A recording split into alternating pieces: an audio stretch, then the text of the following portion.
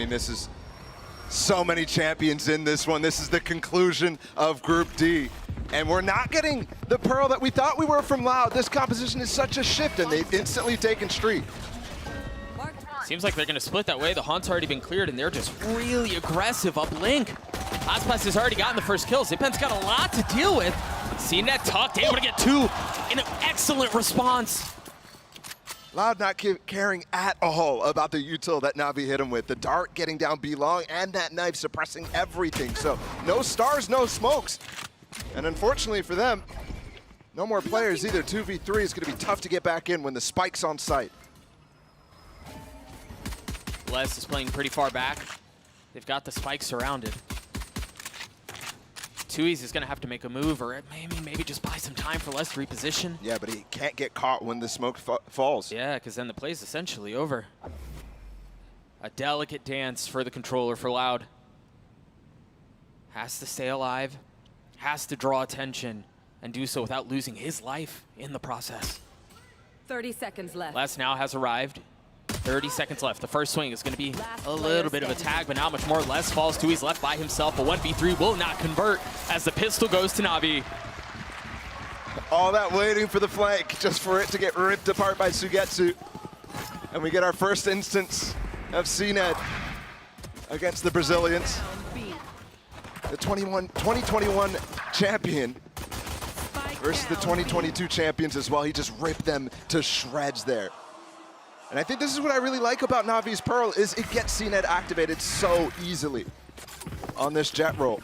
No concerns about what he's gonna play. Is he gonna be able to float something else? Is he gonna have the raise that's capable to actually challenge? No, on Pearl, this is CNED's playground. Lots of info off that knife to open the round. That's the second time too. The first one, they got 3 suppressed inside of Street. Here 4 at the beginning, but they did get that orb at least. Oh, and I like how Navi played that too. The information that they got on A allows them to take so much space down B long. They just grabbed the orb down B long. They've taken all that space. They've left CNED here.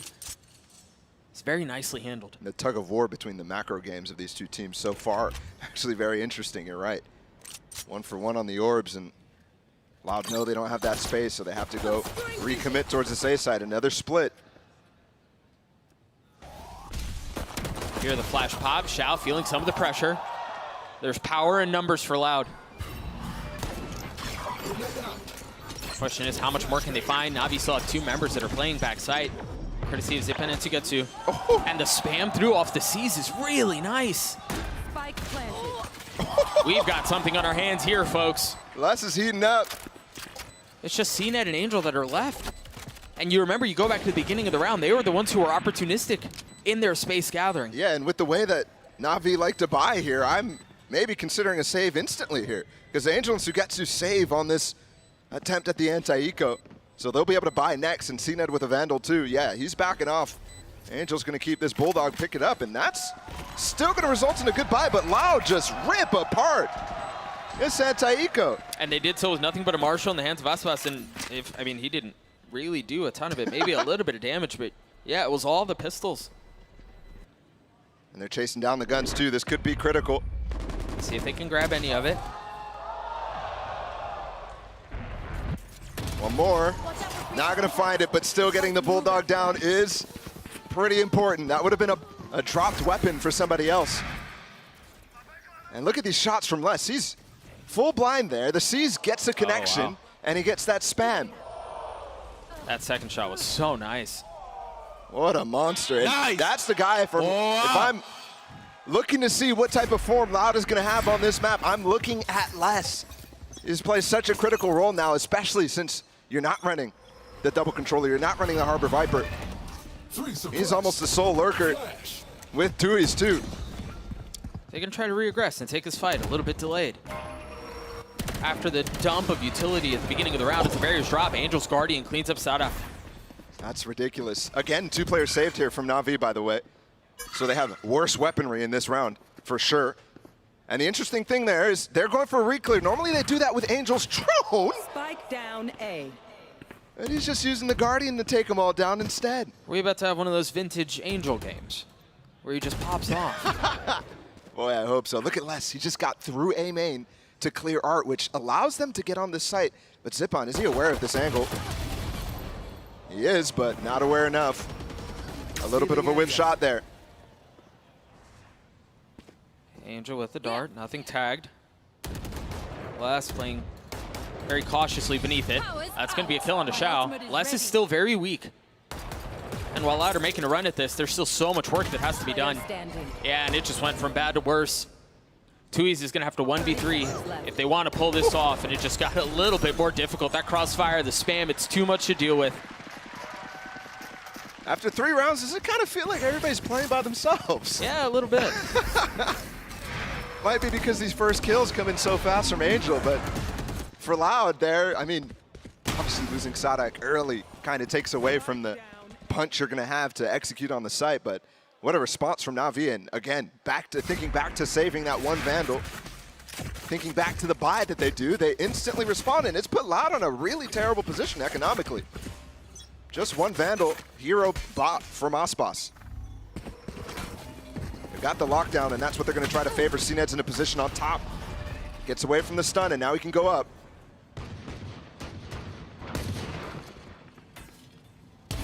Sugetsu with Killjoy utility and CNED with the height advantage on Aspas. That was the rifle. And look at that, too. That's a dart going up. Even if CNED doesn't peek on the right timing there, you have a player looking backwards to break that dart while he peeks. Nice combination. With just one dart, making sure you're doing something off of it. That's NAVI on Pearl to a T. Sadak picked up the Vandal, and he's playing from further back. Tui's getting one with the Sheriff. Les can get activated too. I mean, he was the hero in the last one. I think the intention was to get that lockdown down on B. I mean, if Les plays his cards right here, he should be able to grab the weapon that was dropped by Sugetsu. I thought they were going to try to control it a little bit more. Angel was posted up on it, and you see the rotation through. As Angel goes off, CNED fills in on the space, and Les really doesn't have a way to get in to grab that weapon. What's the intention here, though, from Loud? Because they go throw the stun over here, 30 seconds. Tui's is on the other side of the map. I'm confused, very confused on what the intention here is. Tui's maybe a late flank if they get the site, but they've got to get the site first. Yeah, that's a really big if. And they're going to have to do so in the face of 4 NAVI members who have full weaponry. Kawanzin has already fallen, 14 seconds left. They've got to commit to getting the spike down very soon. Shao with the spam, not landing. But it's going to be enough to reposition. I don't think they're going to get the spike down, not at this rate. Sadak's got to commit, and he can't. The pressure from Angel was just too much. And there's just not going to be enough time. What a chaotic round. And again, to me, that kind of felt like multiple ideas where everybody's trying to implement their own say. Les was in the middle of the map for so long, too, while Sadak was calling to hit this A site. And that might have been where the time issues stemmed. It's not a great start from Loud, despite having players who look to be on form. Even Sadak in that one. A very nice attempt. But that was low weapons again. Now they have 2 key ults. I would love to see what the ideas are when they start getting these ults to layer up, because this breach is very unique on this map. Oh, I thought they were going to keep that attack side up for Aspas, but at the very last second, switch back to the Vandal. The fact that he's even considering it as an option is pretty interesting, given he opted 1 time in Masters Tokyo over 2 series.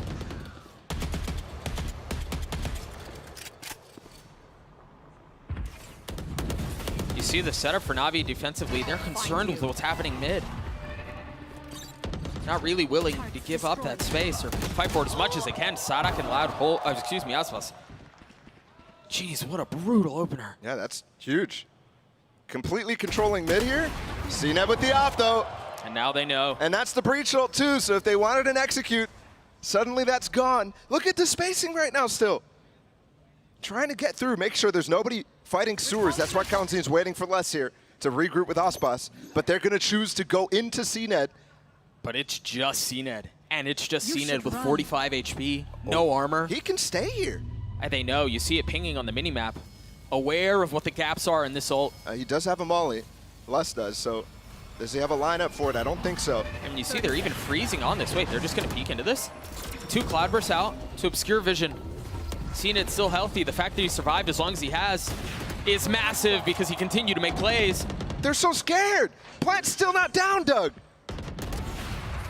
CNED's going to be able to feast if they continue to wait. Les finally cleans him up. Numbers in favor of Loud, although less weak. Just 5 HP. But the spike planted, you see if there's any utility that's going to dump up on top of it. Zipan's going to get cleaned up. Kawanzin gets both.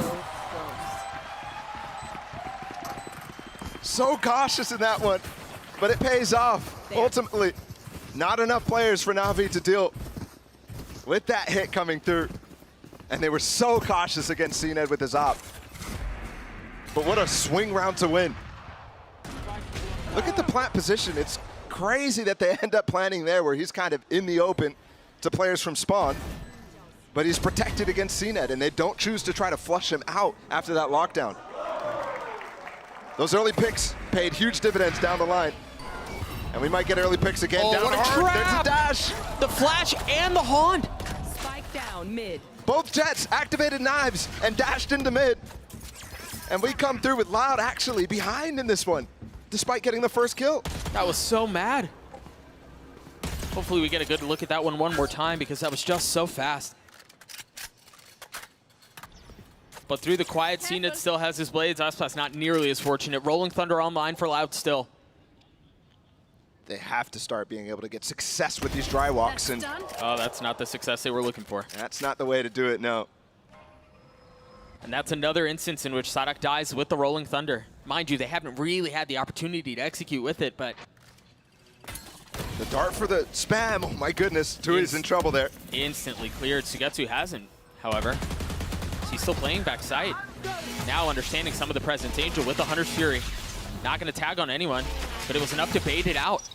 Just the tap. Now where do they go from here? Spike still in the hands of Les. This smoke is going to fade from a CNED. I mean, you're pushing into this 4-player defense. Well, 3 now. Still haven't planted. But there's still so much to do. I mean, Tui swings into a high-low that you wouldn't be expecting in a situation like that, and it's so miserable to deal with. Les, you've been good, but man, the blades from CNED are just too much. That's just crazy there, too. I mean, the cautious approach from both teams. You saw it there again in that last round. Nobody from NAVI peeking after they get the advantage, and Loud holding on for so long to make something out of that round. This early engagement is just ridiculous. Man, what a mess of an opener. The fact that Sadak doesn't stun until after that CNED push comes through is quite confusing, given Auspas dashed on the line. Just a share for Sadak. Kawanzin and the aforementioned both with ult still. They're And aggroing NAVI, again. yep, and continuing to do so down mid of all places. Aspas is here though. But it seems like NAVI are taking a step back. I wonder if this is a complete read. Look, 5 stacking from NAVI.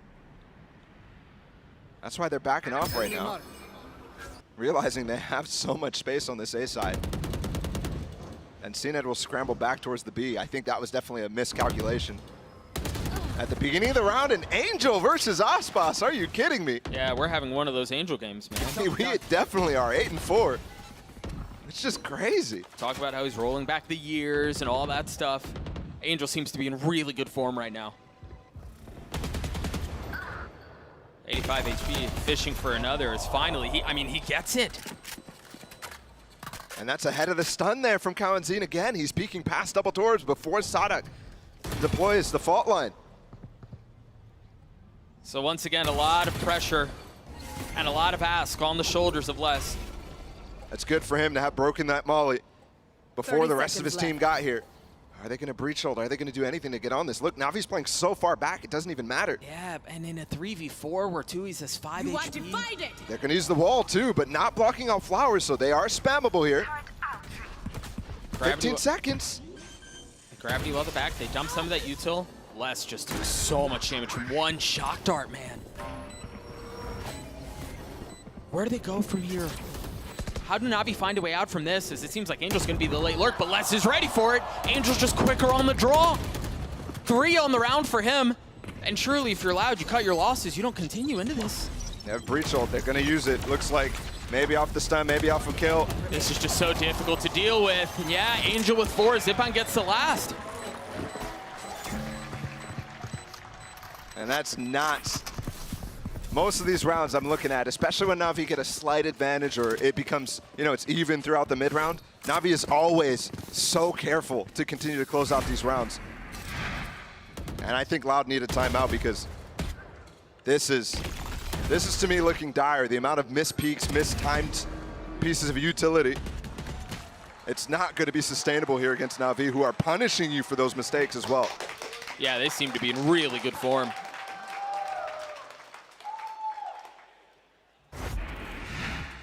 And you're right, a timeout comes through for Loud. I mean, Angel is just diffing them almost by himself in a lot of ways right now. I think about that previous round. He gets 3 kills in isolated 1v1s against stars on the other side. For the oldest player in the tournament, too, the guy is 33 years old. Doing it against the best player in the world, potentially last year, Aspas. These guys won last year. They won this tournament. And here they are on what should have been considered one of their best maps after the Americas League. We all thought it was, and they just completely abandoned their identity. Trying hard to cling to something new. And I think in that opening match that we saw from Loud against DRX, when they played some of these breach comps on other maps, we had not the most clean picture of what that might look like in the future.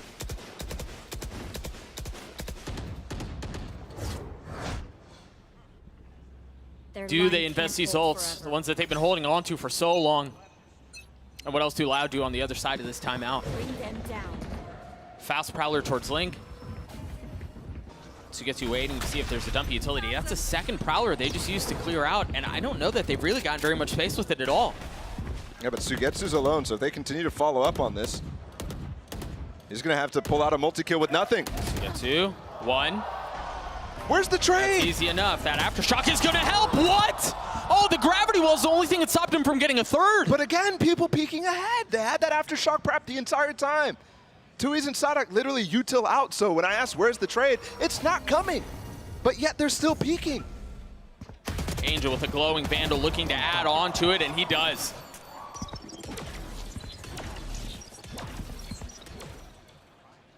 Absolutely a flat start here from Loud out of what is a very expected matchup, one we haven't seen from two teams who have had so much success internationally, even this year. At lock-in, Loud, runner-up, Navi, 3rd, 4th place.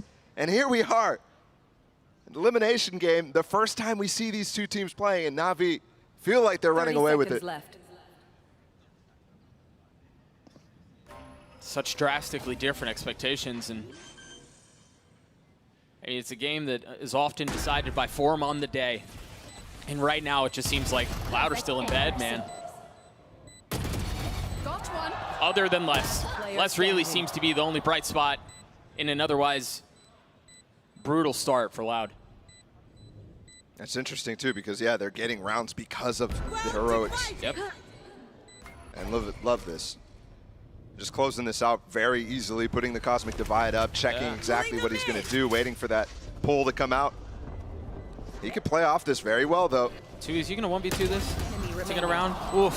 Come now, come on. Diffuse, diffuse. Just not quite enough time for him to really make anything of it. Yeah. Even if he gets We defend this place, all. one, in most instances, you start to be able to play with the time, but there, no, you got to take them both down. So much for Shao to work with. Dude, this 2K by Sugetsu is just dumb. It shouldn't happen. No, especially that kill onto Kawanzin. Granted, it was a nasty shot, and Angel's still frying as well, but yeah, when you come into this with an idea, with this breach, with this fade, it's definitely new. You're trying to catch him off guard with some of these util combos, and Loud is just not achieving that. Yeah. Timing just seems a little bit disjointed. Meanwhile, for Navi, they're doing everything correctly. Starting to have so many tools, too, to deal with some of these situations that Loud is putting them in. And if they're going to play slow, I mean, these retake ults are massive. This lockdown, the Hunter's Fury from Angel, it's brutal. Sadak still hasn't used his breach ult. He's had it since like round 5 or so. Yeah, Kawanzin has had his since like 6 or 7. He's been holding on to that one for a little while, too. They're not even on site. Invested, and it's going to be in a round where Sadak has only a Sheriff. Yeah, there are a couple of other guns flanking and surrounding it, but it's used to get onto the site. There's no counter to this Hunter's Fury. Sadak's dead. but they got the spike down. They also invested the Nightfall. They're throwing everything into this round, Yeah. desperately needing to find success. They can start playing art. I'm wondering where Sugetsu chooses to use his lockdown if he does, and he does. Not pushing the player's art or A main back too far, though. Keep an eye on Kawanzin. He's going exploring. A turret just got put up, though. He's going hunting. Sugetsu's ready for it. He clears out the turret. Unfortunately for him, Sugetsu took a step back. That's pressure on the back line they have to deal with now. They have to be aware. They're going to go for the defuse, though. They're not concerned for it at all. They're just turning their attention towards the site, and it's going to work out. Zipen's already gotten it halfway. Yeah, the Gravel didn't come out in time. Navi! Les, the spam there cleans up one, but still has so much to do. Did he buy enough time? It's so close. 0.64. The kill comes through at the end, as does the defuse for Navi. It's disaster. They had that round in the bag. You called out the time, less than a second. Tui's didn't get his Gravwell back in time to pull him off the half defuse. And it's domination right now. Enemy remaining. Unreal. It's got to have been a cooldown, too, in my mind. Yeah, 1000%. That's just crazy. They were relying on that. And Loud is going to have to try to do something different, go into CNED for potentially the first time. CNED's been getting free reign on this B long side. We haven't really paid attention to it because Loud is just taking mid or A. But half the time he's deep B long, getting so much information for his team, allowing a full stack towards A. And he's been patient with it too. He doesn't take B long and then continue to push into spawn. He just holds the space. Contains what Loud are trying to do on the attacking side. Unless they're coming back to him right now because he has that lockdown, but another A push means another A retake potential. They're going to use it for the post plant, which I love, instead using the flash, and there's finally a go button from Loud here. Yeah, I like this too. Perhaps seeing that there was no one on site in the previous round, given the Rolling Thunder they invested, they're a bit more cautious in what they spend this time around. Still an op in the hands of CNED. Keep an eye on that, Sadak. Trying to push his way forward. They invest the Cosmic Divide too as Angel falls. Sadak on the swing. Oh, gun barrel spotted. Sugetsu on the swing. The kill in favor of Sadak. That was right next to him. But he takes a step back. Now going to re-aggress. That op barrel's really long. The Seas and the Prowler getting info on the other side of the wall. A nice pivot there too to use the Nanostorm to push him back even further. That will be the round here. And Navi's going to try to do damage. Remember, Loud has struggled to get rounds put together. If they lost weapons here, they'd really hurt. Whereas Navi, plenty of bank. And that's what I was expecting the entire time. Where was this execute? Where was something to do with the breach and fade to just push yourself on site? Yeah. It's not like, I mean, Navi does have a decent amount of delay in the form of Sugetsu, but not much more. Not as much as you get from like a Viper Harbor or something like that. So I'm pretty surprised, but it is similar to what we saw from Loud against Team Liquid on Split, where just consistently waiting. Finally, though, a fast push, and we might get it again. This time it's going to be towards B, though, and remember the op is here for CNED. Good shock. Fault line to push him off the angle, has to dash away. So space gathered.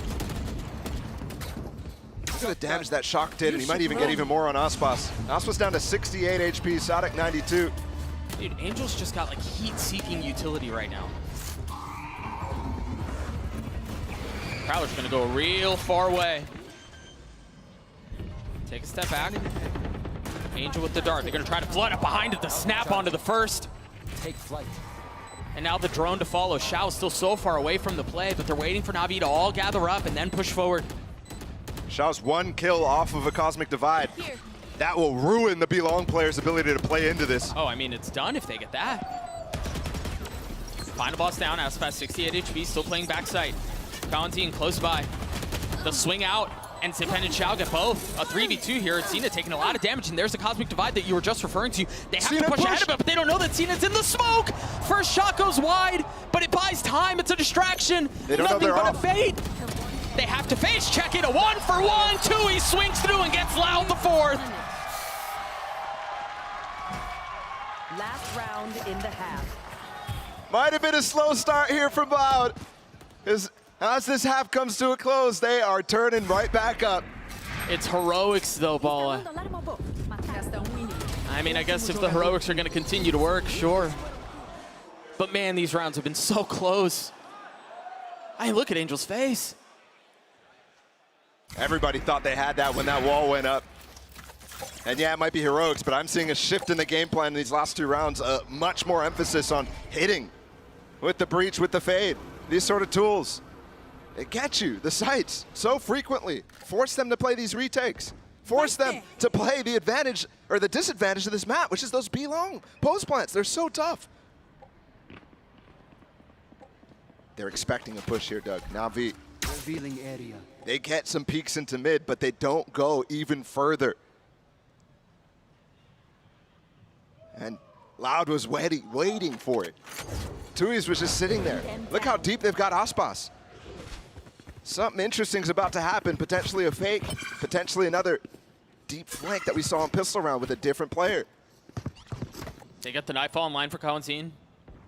It seems like that was all they were really concerned about. And now flipping of the map, you see the abundance of money. They're dropping of the op for more of a reliable weapon. Oh, that's a nice haunt too. Is anybody getting some tag? I mean, surely you know that the hit's this way now. You see it for Navi, they're starting to scatter and rotate over towards B. Nightfall dropped, it's gonna hit what, 1, 2? Zipan just dropped Aspas as he was dashing into his face. 2 members of Loud already down. Loud, Navi, oh my gosh. They just got obliterated by Navi. Prime Gaming flawless as they get 8. Zipan and CNED re-peek through, and the reposition from Zipan is perfect. He gets back out behind the screen after this first kill, using Aspas' smoke to do so.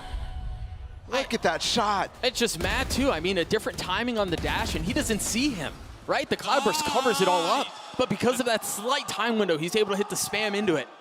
And then the exec is blunted. Careful there, you might show too much emotion.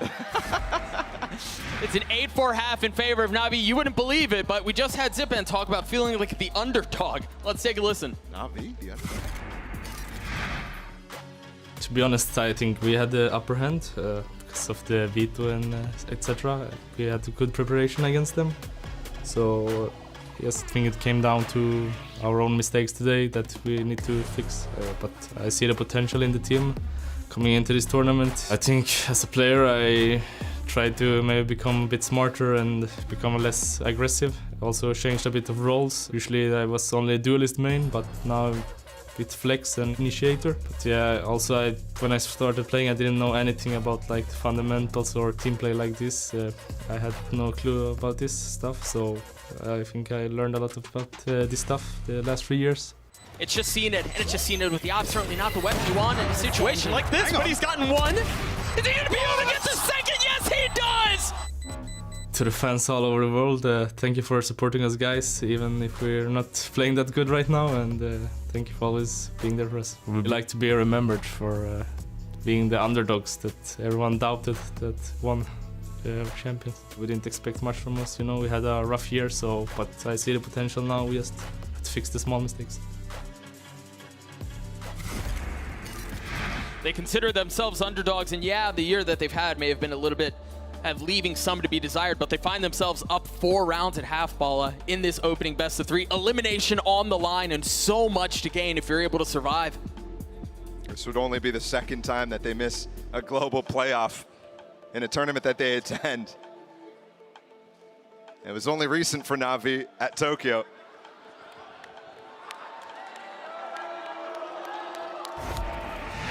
And for Loud, it's actually the same story as well. They've only missed 1 time back at Copenhagen. Despite that, both teams bombed out of Tokyo. So I think both teams are feeling the same way after the criticism that they've been getting online. Yeah, sure. They've got to feel kind of like they've lost that backing from the community in terms of expecting them to be able to win a tournament like this. Well, also, I imagine in a lot of ways, failing to meet the expectations they set when these rosters were put together. When they departed on their maiden voyage. And they find themselves in a position now where one of these 2 teams will not make the dock. Look at NAVI right now. They've already collected both orbs. They've collected control of both A main and B main.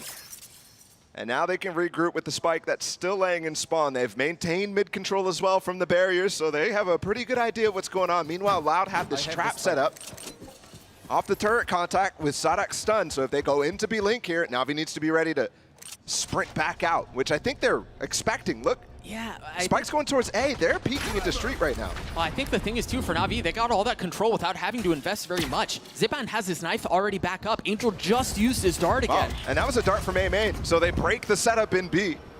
And they head right back towards this split with the drone coming in, forcing these players close. Oh, what a snap from Aspas. Tui's able to get a second. That was clean. Angel, where are you going, bub? Sight's behind you. You have the spike. Go looking for the fight. Go get the spike down. Oh, well, it's actually considering how to play in this scenario, knowing there's a lot of players in Art.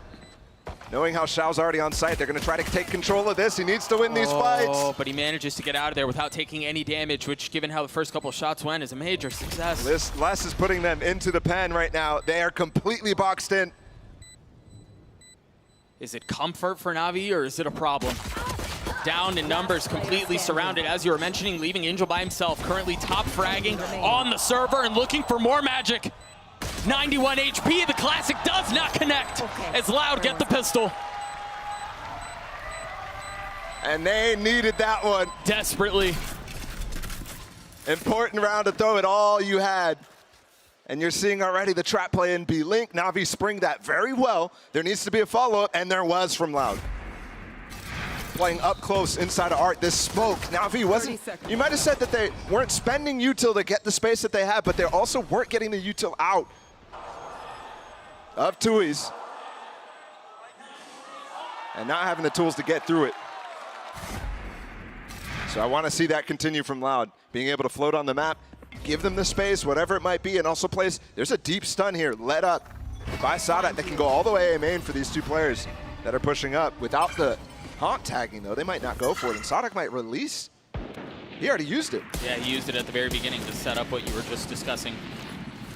Drops the fault line, they're able to control the space, get the orb into Kawanzin's hands, who's now halfway to having his nightfall. And that is pretty good prophylaxis from Sadak to set up that fault line so that they don't want, Navi does not want to go into A main at the beginning of the rounds at all, because that catches everything and you have no ways to dodge that. So good conditioning. Bring them down. Prowler to clear out main, nothing found. Just Tui's filling on the space behind it. Navi with 3, make that 4. Pushing up towards Art, trying to create some pressure across the middle of the map. They're really trying to find something for CNED here with this Marshall. The Sheriffs were really good for Loud on this second round. In that first half. Knife spots nothing, playing into side secret. Meanwhile, Sadak's fault line just came back up. Kawanzin has his haunt too.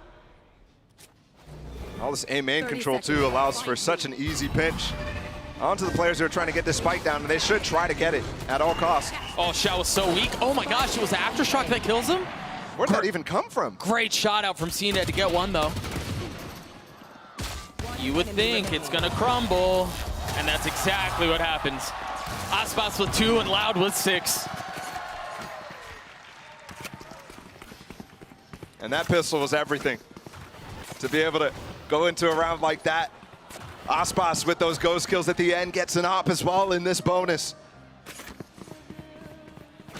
And it feels like they're gonna have a big attempt to reduce this, not from 4 that we saw at the half, but to even it out right away. There's that Aftershock. He had nowhere to go, man. Yeah. He had no choices. I thought the Prowler was gonna get him. He had nothing but a sliver of HP. A ghastly bite. What tools do Navi have? Angel's close to having his ult. The drone early towards B long, Tui spotted. And despite the drone not lasting as long as it used to, you can still clear up close here. Especially in combination with knives from Zipon. Concealment. Tui's reading the timing and that start that he dropped as soon as he saw the drone. Turns into a smoke, but they're already past it. Sadak already invested his fault line too. Speaking of investments, that op is going to be real tough to use here.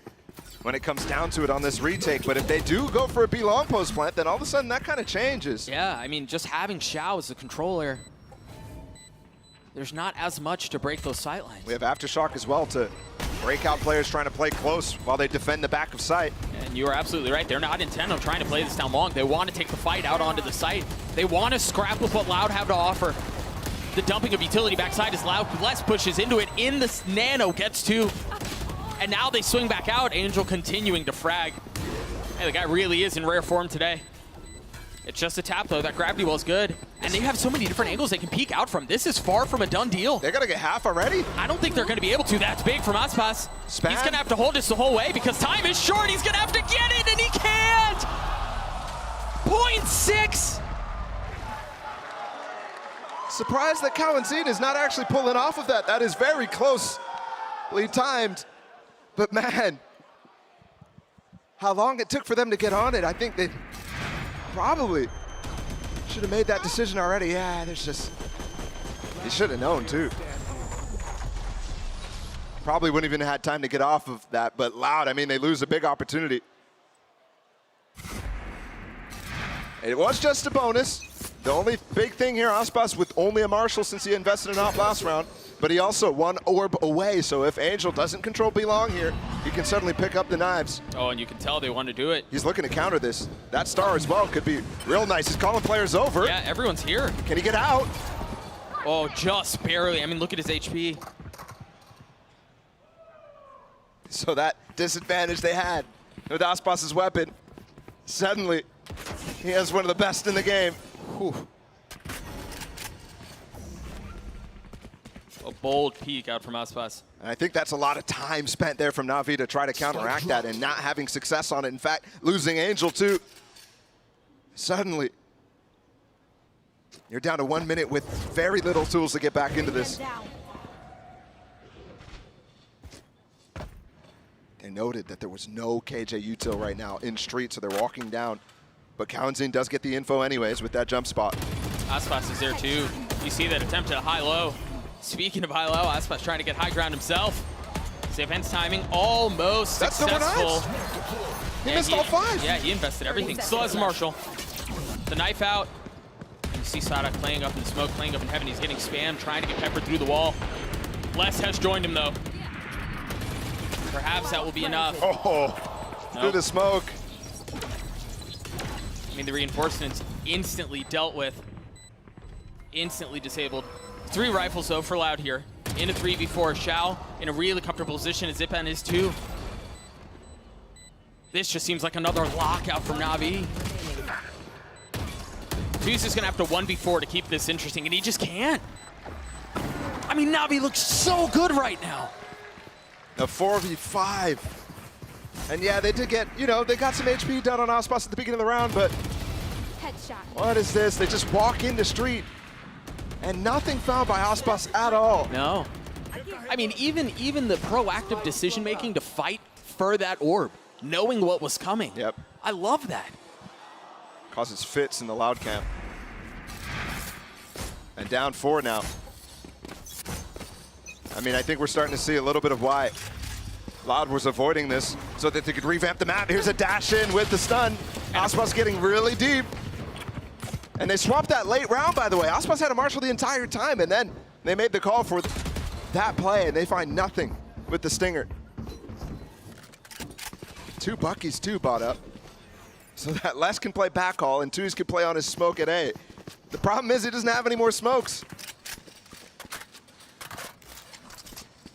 They're investing 4 towards B right now on the defensive side. They have the alarm bot and Link. But that's really all the map control they have. No real idea if anyone's pushing up towards Art or anything like that. And Loud was stacking B, gonna opt Yeah. away from that. And I wonder why, because Tuiz is hearing nothing right now. Yeah, I wonder if it's just off of timing. Expecting that they would have already hit and they haven't yet. And it's not the right call. Angel's bringing his team back towards that B side, which is empty. We know that. And Navi, Sugetsu's going to try to figure out exactly what's going on the rest of the side 30 of the map. seconds left. That's so sharp out from Sugetsu. Lets himself get tagged by the Haunt, still gets a kill, keeps rotations from Loud towards A. Yep. it's important too. When you go and hunt for where they're stacking, oftentimes you want to try to bait a reaction out from them, try to spring the trap that they might have set. If you get tagged by something, all of a sudden they're like, oh, there's a player here, let's go for it. Let's make noise. Yeah. Oh, they've invested the null command. They do have a luxury of a ton of money and a couple of other ults still to play around. So I guess why not? I think specifically just trying to avoid any flashes Sadak might have here is pretty key because they have no way to get through that smoke. There's one of the flashes they were looking to avoid. You see the repositioning, a clean shot out from Sadak. And they just want to go down to Spike now, not give any more ults. Sugetsu could be a guy. He does fall, does get his lockdown up. And Aspas picks up a weapon, so not falling to Spike important there.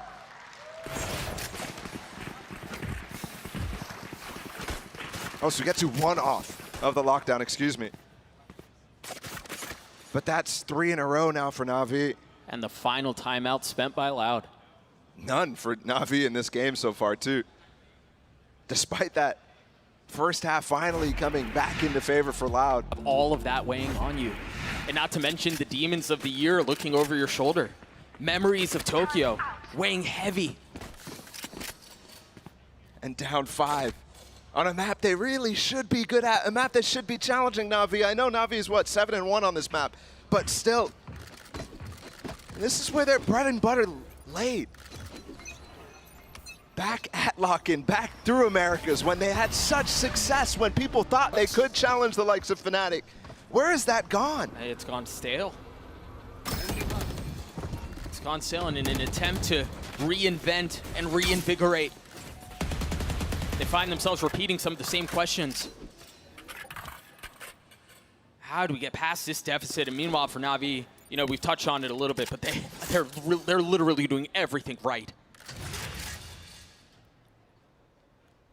So often this drone from Angel is getting full control of one of these mains.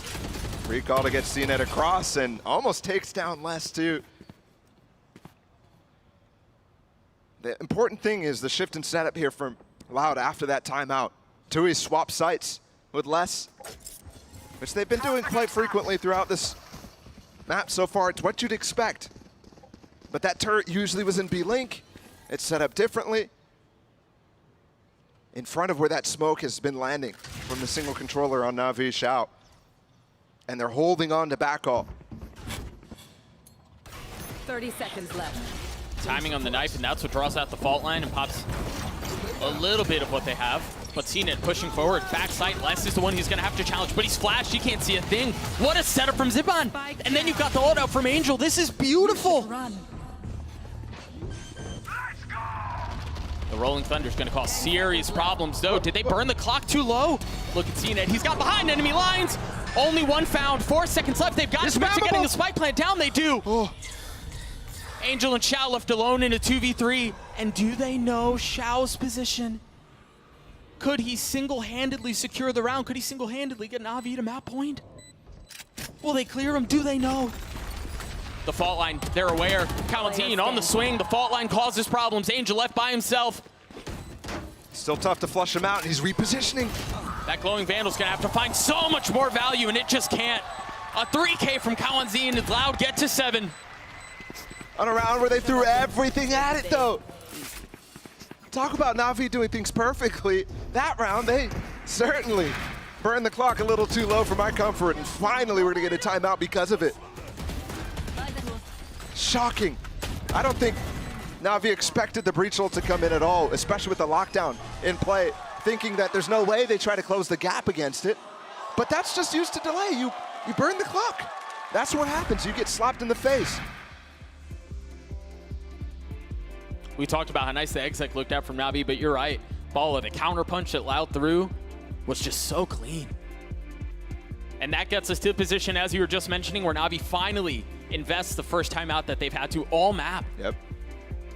For reference, both teams get 2 timeouts throughout the entire map, unless it goes to overtime where they get 1 more, but they could use it at any point. Remember, we talked when Loud elapsed and used their second earlier on. This does give a chance for fraud the legendary coach on Loud, to get back into his team's comms and start to encourage them. And I'm seeing Aspas pick up an op right now on my screen, so NAVI are gonna start to have to answer questions as they're not on match point, as it still is within 4 here. It's very much a possibility.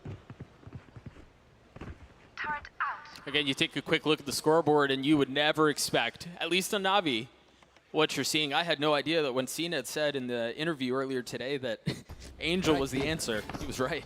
I'm scared here for NAVI. When we saw that stun earlier from Sadak into A main, we didn't see the NAVI players commit into A main. This time they might just do that. Only one stun though. And in fact, it's the opposite now. I think Kalanzine is in danger of getting trapped. It's such a really nice setup to get a main control, but you're right, now that that is dissipated, what do they do with it? The dart, the dash, and the suck. It just broke the setup, the crossfire that Tuiz and Kalanzine had. They were both stacked up with each other. Spike drop. And CNET's dash pushes them way back. All this to get the orb for Shao, and we've all seen, especially in the good old glory days of Pearl before Viper Harbor, how much influence this cosmic divide can have on the B site. Just having it, how that has to change your setup for Loud.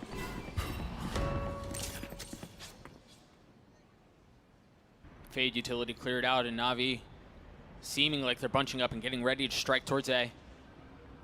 Sugetsu, the late lurk. Angel has his dart online. Keep an eye on that. The drone's the first thing out. You see the cloud burst. The knife back sight to make sure no one's back there, and you see the dart lit up Tuiz. He had no shot. Aspas, so trying to be able to control things with the op. The site is still lost and the spike is still planted. Oh, Angel's dead. You're right, but CNET once again with the counter, the blades. Find success.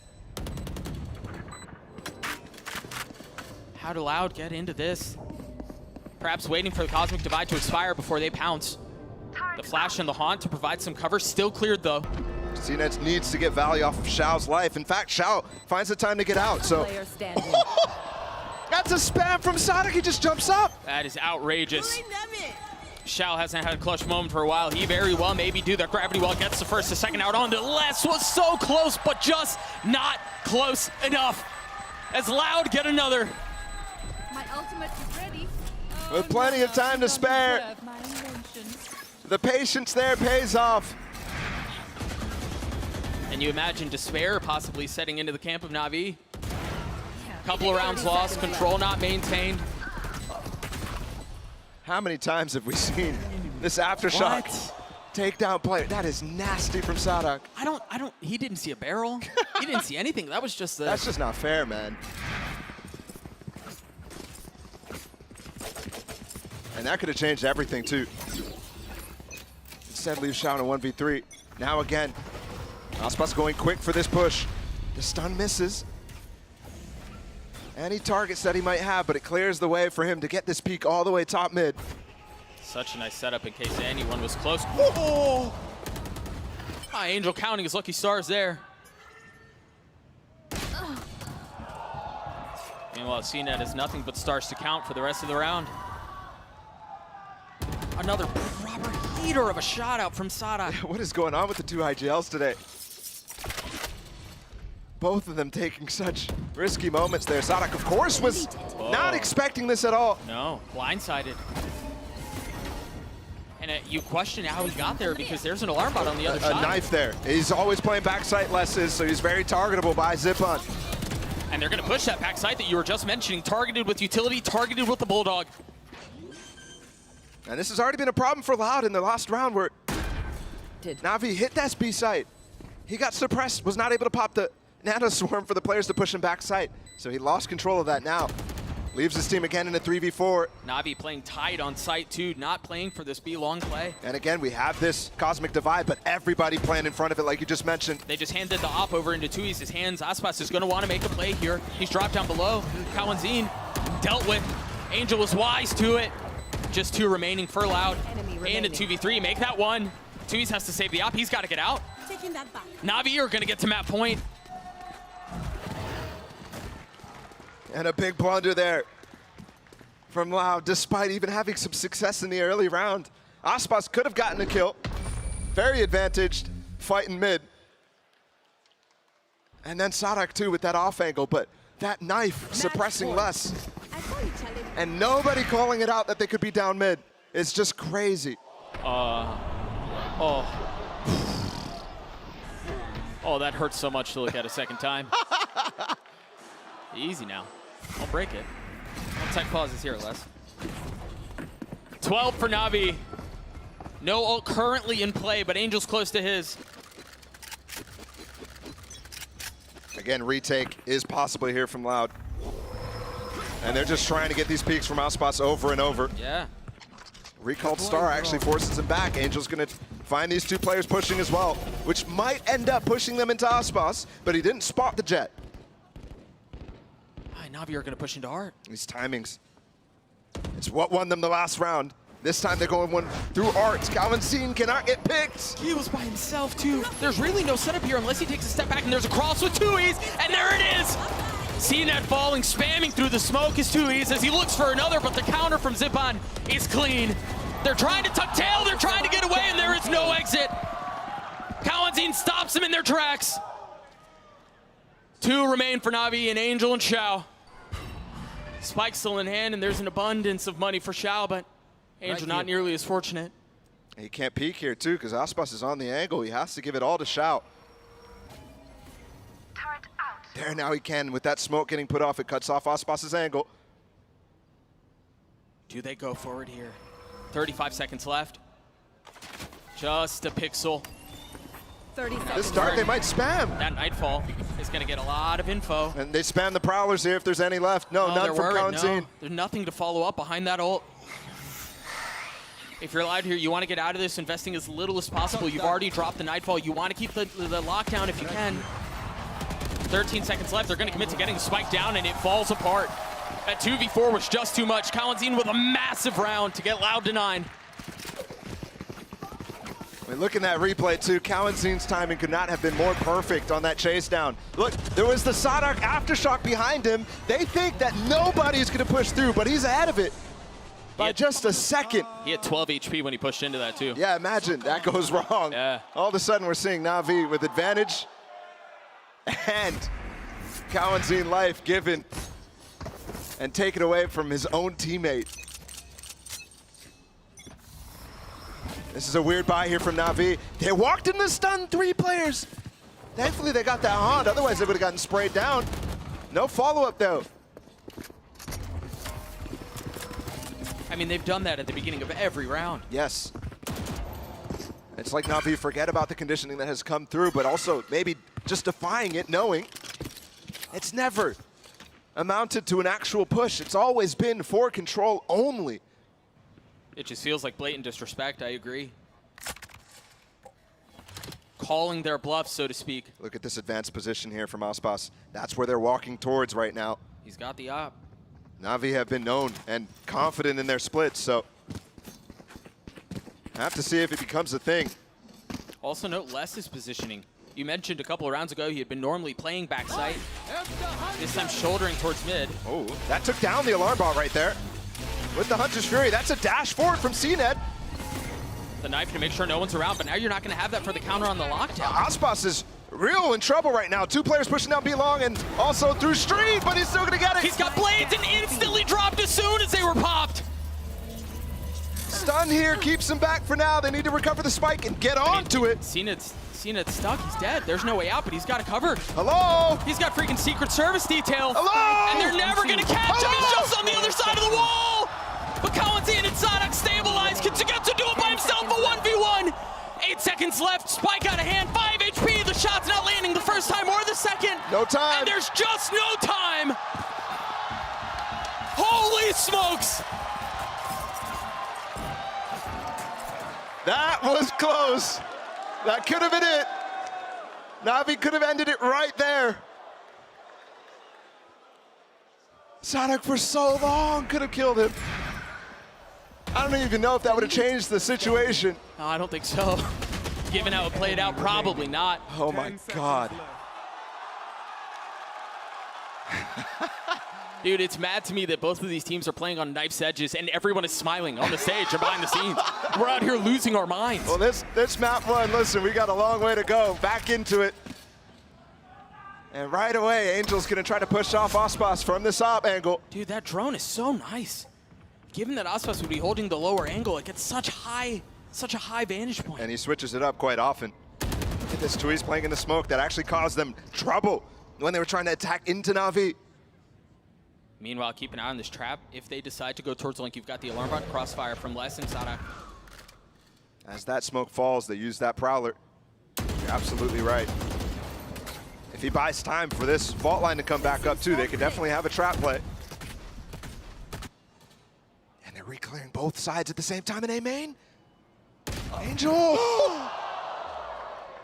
I mean, half a second. The only thing separating life from death for Angel, for Navi. And it's the two new players too, going for a proactive play. They've got more coming. Look at how far up Kawanzin is. You're right, Tui's is there with them. That 1-2 punch. It's a devastating duo, and can it clean them up? Seeing its op stabilizes for now, but now it's less. You thought you dealt with it all. 30 seconds left. But there's more on the other side, and Les's timing is going to be gorgeous. There's no idea. They have no idea, but the pixel betrays them. A regress from Sugetsu. All he needs to do is just buy time now. They're gonna go into Aspas. It's just contain. It's just contain. Walking into the slaughter is Sugetsu as he cannot find the space he needs. Come on, get me in the line of fire. Down to 1, and on your screen you see it. Navi feels the pressure right here. I mean, what a timing. What a call as well from Navi to try to come back into this, but Kawanzin and Tui's just shut it right down. There's no play. Navi says, yeah, they got 2. Let's make sure that we clear back that space, get those 2 players down. And it just does not work.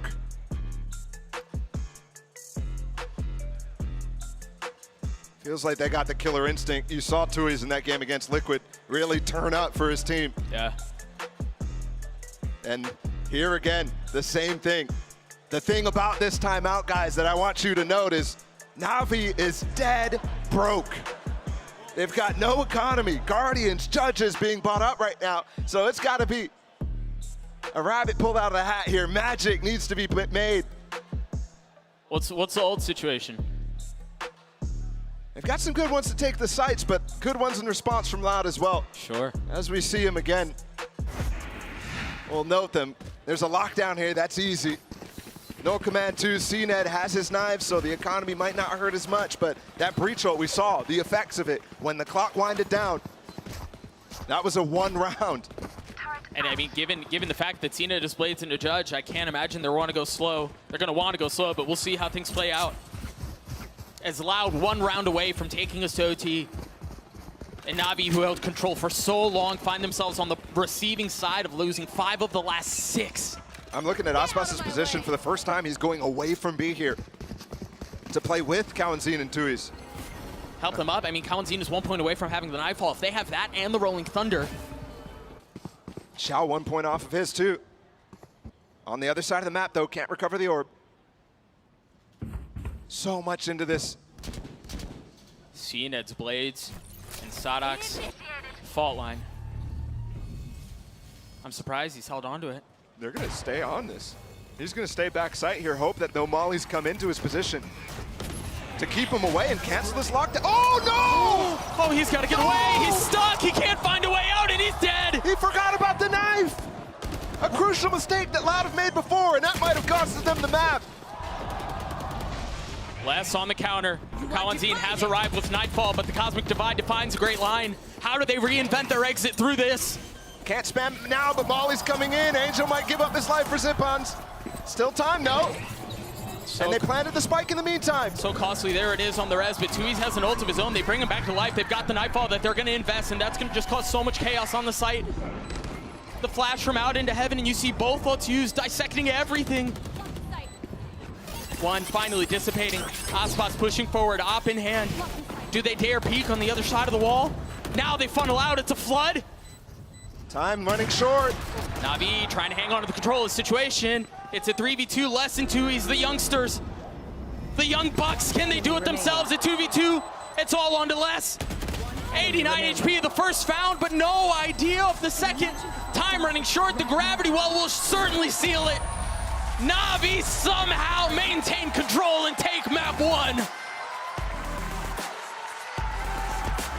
What a way to end this game. Both teams waking up at the end of the map. And NAVI will maintain a very solid record on this Pearl. What a freaking banger of a map, man. The group of disappointment continues to deliver. We're going to a break. We'll be right back.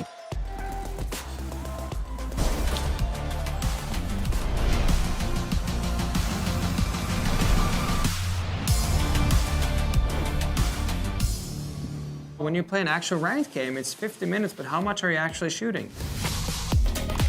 With AimLabs, you can compete in over 1,000 tasks that will prepare you for any scenario in any game. So the new ranked season, you play, you get points, you can compare yourself to your friends. With AimLabs' new one-to-one Valorant maps, you get instant feedback on how to get better crosshair placement, better peak efficiency. You can also instantly modify existing tasks with Discovery. Get started today by downloading AimLabs for free and join millions of other satisfied players.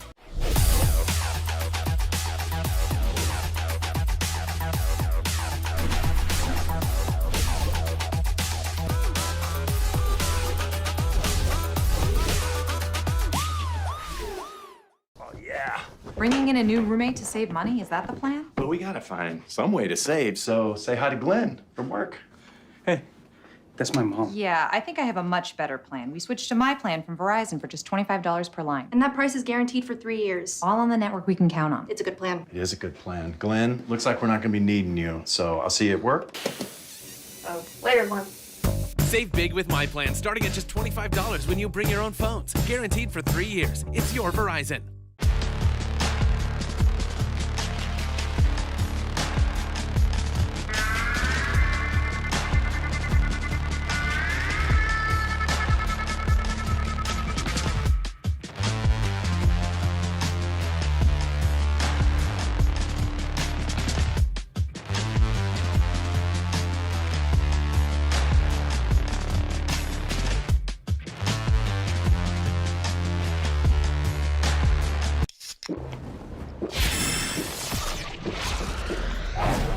Red Bull gives you wings.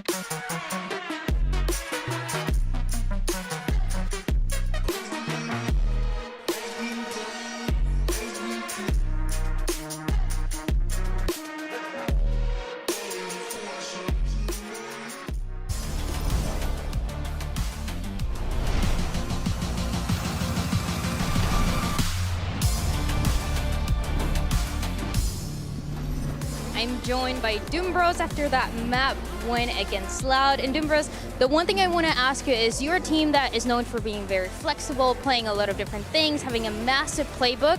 Do you think that plays to your strength when you're facing Loud? I think there's a fine balance between comfort and flexibility. I think for us, we always struggle to kind of find the right line between doing something new and doing something familiar. Against Loud, I think it's actually more important to play to comfort, to play simple, because like we're aiming good, like we're playing good together, so we just need to do it even better. So on Ascent, you're probably gonna see actually something very unorthodox from us. Yeah, it's gonna be weird, so yeah, you'll see. I'm very excited to see what's gonna be. Thank you so much, Doombros, and best of luck. What people don't understand is when they say unorthodox, it just means normal, because they're always playing unorthodox comps and stuff. So I don't know where they got cooked up, but let's talk about this map. Welcome back, Mimi and Valen here. It went right down to the wire towards there in the end. But after the first half, Mimi, I think we all expected maybe Navi would pick up Pearl. I mean, that was a heartbreaking way to end it. Sadat just fumbles the bag a little bit in the final line there with the ultimate. But I think this was defined by the first half. And this composition for Loud, they still played to the tendencies they had with their old comp, where it was a lot of these rounds where they're trying to take a pick in mid, break down the utility, but it's a lot harder to do without the harbor, without that wall 2Es normally throws. So they were ending always in these late executes, but in those early round kind of areas where they were taking mid control, they kept on losing these opening picks to NAVI. And NAVI is a team that's so good at just scrunching down the map, playing together, and never giving away those advantages, which gave them that really great position into the second half. Yeah, and you talk about kind of scrunching down the map and kind of confining Loud into one area. I think a big difference is they had no harbor, so the cascade wasn't in play to get a lot of that free map control, especially towards B long and A lobby. So the push-pull wasn't there. It was a little bit more obvious what Loud was trying to do, because you actually have to show where you are with the breach and where you are with the fade. Instead of the harbor, you can kind of do long plays and kind of cascade and fake map control. It looked like they were much more simple this game, and Navi was ready for all of their strategy. Yeah, I mean, Angel was diffing them most of that game, so that tells a story in itself. But Mimi, what did you think about that comp? We've never seen it before on Pearl from any other team. Was that the right choice, or a risk not worth taking? I still like the Harbor Viper better. I think the reason they did it is because back when Pearl came out, Fade was still really good. You could use the cats for everything. She was refreshing really quickly. She was at a strongest point. She's been nerfed since then. And when she got nerfed, well, then people just started picking up the Harbor Viper, and then that was the meta composition. I think that this comp has always been something that is possible. It has a good idea around it on Pearl. The meta's just never been in the right place for it. But I think Loud took a really big risk in trying to play it that didn't really work out in this one. It's just such a defense-sided idea that when their retakes weren't working, it didn't feel like there was that extra thing to justify the risk taken. I mean, the crazy thing is it still came down to the wire, Mimi. They didn't get owned whatsoever on that map, and it's time to take a quick stop in the AIM lab shoot around with Les. He was trying his hardest, you know, alongside Kawa as well, Valen, to try and take them over the line. It wasn't to be in the end, but the duel between, you know, the likes of him and Sugetsu was pretty entertaining. Yeah, I think Les played phenomenally this series, but the only thing I would critique is the hold towards B. Oftentimes they were kind of giving up the B bomb site, and they were losing the post plant, which is why I think they struggled in the second half. So what I would like to see more is kind of him playing in sight, which he did oftentimes, but was getting overwhelmed with utility. So that means the support staff has to help him more and kind of flood in and help Les. But regardless, he played phenomenally. Look at him shooting around. He's getting ready. He's kind of hitting his flex, shaking his mouth. Yeah, he's getting ready for map 2. He's actually playing at 16,000 DPI for the second match, so he's ready to go. Yeah, just like me. My sense is pretty high. But let's talk about this second map, because we heard it there from Doombros that they have something unorthodox prepared. Again, it's Navi. It could just mean that they're playing the most bog standard comp ever. But I like that word unorthodox, because the last time we saw Loud play this map, Mimi, I think it was a pretty unorthodox comp from them as well. I feel like there's a chance this Ascent might mold me a little bit, because I did not love the comp that they were running last time. Again, I got the idea. I think it's a solid idea to have the breach so you can pick up better extremity control, but I think what you're sacrificing in refresh utility from the Sova, in having that KO in the mix, is just such a big sacrifice. And I didn't feel like Loud has prepped enough on it to really justify making that decision, in my opinion. Yeah, a comp like with Breach, it requires a lot of set plays, especially on attack and defense. So a lot of preparation has to go into it, and it really didn't look like it was fully there. We didn't see enough trap plays coming, but the Breach has a lot of potential. Some plays I want to point out, if they run the comp, is these cat traps where he'll sit in pizza in mid and just hold a stun for mid on top with flashes. So, and likewise towards B main, holding B main traps. I think there's a lot of opportunity for Loud to come out with these like new set plays that Navi haven't experienced yet, which could win them the series, but it kind of comes down to if they prepped on that or not. Well, let's find out now and see what agents we're going to be getting in the Prime Gaming Agent Select. Navi, what have you got? What is unorthodox about this? Oh, wait. Oh. This is That's what I very mean. reasonable. I mean, this is a reasonable comp. They're switching off the Cypher over to the Killjoy, and thank everything, because Loud is back to normalcy. They've always been one of the best Ascent teams in the world. I think at a time we're the best Ascent team in the world. Their fundamentals are great on this map. This comp makes so much more sense to me.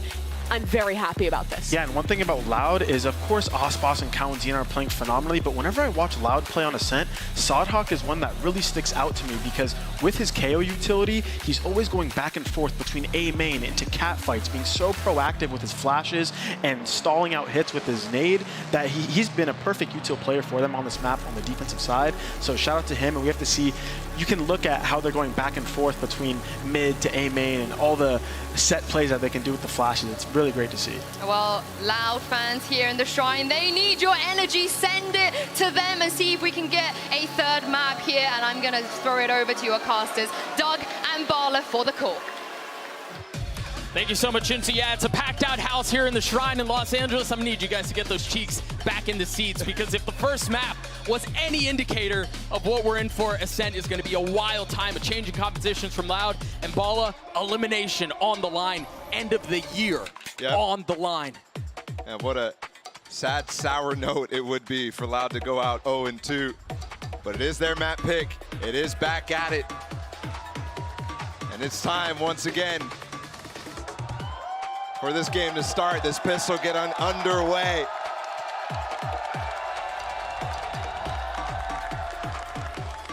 And I think when Doombro said they have a surprise, I'm surprised that they didn't have anything cooked up, because this is the bog standard. They love to run the fade on this map, despite not having the Sova, which can counter the lockdown. They are so good at still making space in this situation and dealing with that combination. Makes it very unorthodox to play against, but one we haven't seen. We haven't seen Loud go up against them. In the past, you would have expected this to be a massive battleground for these two teams, but they just have not tested each other until now. Unexplored waters between these two juggernauts finally clashing, this time with the stakes as high as they have ever been. Loud on the attacking side, a heavy lean towards A right now, as it seems like they're going to want to split into a lot of the teeth of what Navi have on defense, but Zip has the first to fall. And Knife did not get the Killjoy, so they still have those nanos available if they end up pouncing here. Angel did use his smoke. He's going to try to peek over towards A main, maybe get something into tree. But the rotate's getting pulled right now. And Louder working this very well against Navi. A little bit of a deep smoke. 30 as seconds another left. countered, allowing CNED and Angel to both drop out from heaven. No real idea of what's up there. He's got the dash proc, instantly has to reposition, 67 HP, looking for another angle. Finding comfort in the confines of the smoke, and CNED with the second, very clean. I mean, this 1-2 punch of CNED and Angel might have just secured the round. They've gotten almost all of them. Holy Les! Oh, he had to get one more, and he just wasn't able to do it. The high ground was too much. Navi got the pistol, but fireworks out of the gate. I was going to say, Angel and CNED saving them, but at the end of the day, it's Xiao. He came out fast through heaven there. Clean up that final kill, and good movement too, because if he falls, all of a sudden you have to play this little footsie game. Which, honestly, is how the round started too. Both these teams, after they got that initial pick in mid, waiting for smokes, TPing into them, playing with the dashes. Just looking and waiting for the teams to lose track of exactly what's going on the site. Well done from Navi to allow that to happen. Those couple kills from CNED, huge.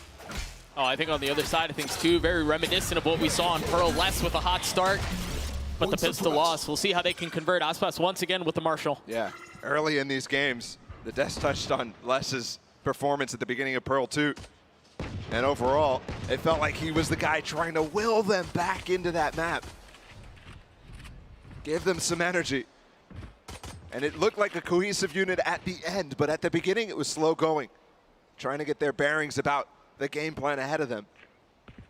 See if that same thing begins, because that would be real bad when you need every attack round you can get on this.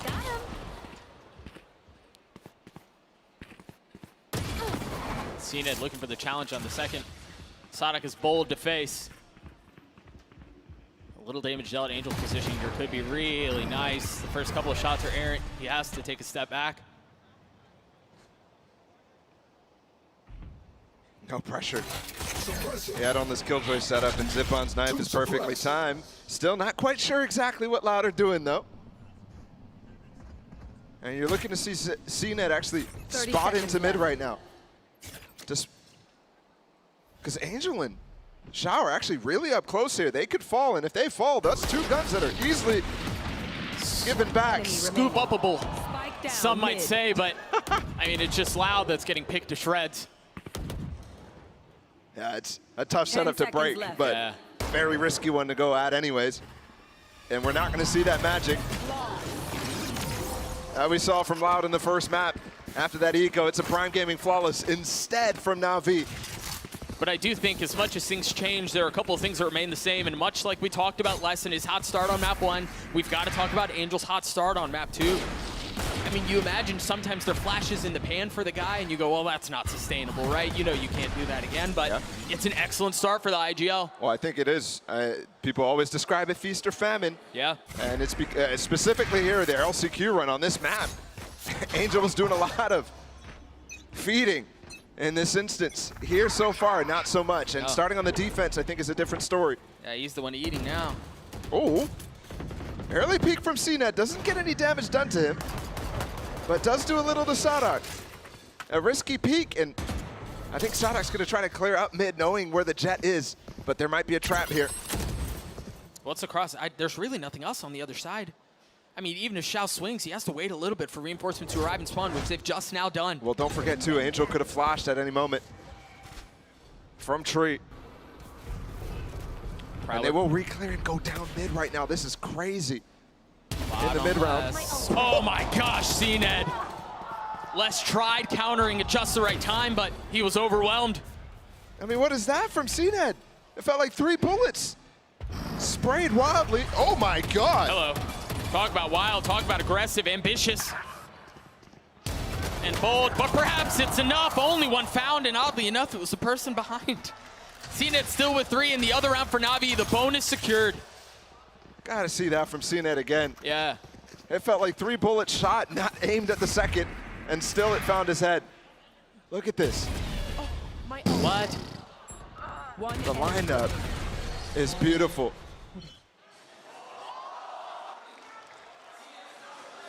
That's just crazy from the Turk. And that's a bonus converted from NAVI. That's a huge momentum swing. Loud need to. Again, it's so difficult to stay in this map if you're not going to start accruing a few attack rounds. And they need to come at some point. I mean, given how this map plays, sometimes it feels like 4 rounds on attack is a win. Especially when you have a little bit more standard of comps. Yeah. When you're not playing with any of the Viper or anything like that, which did come and go out of the meta. Shadows traveling. Talk about abandoning ideas too. Loud instantly after that one game they played against DRX, abandoning the breach comp that they tried. Look at this, they're getting aggressive again on Cat. Aspas here. Oh, the paranoia was so good. I mean, that's the only thing that saved his life. Yeah, he didn't know how close they were either, because he could have seen them for sure. CNED still dueling in mid.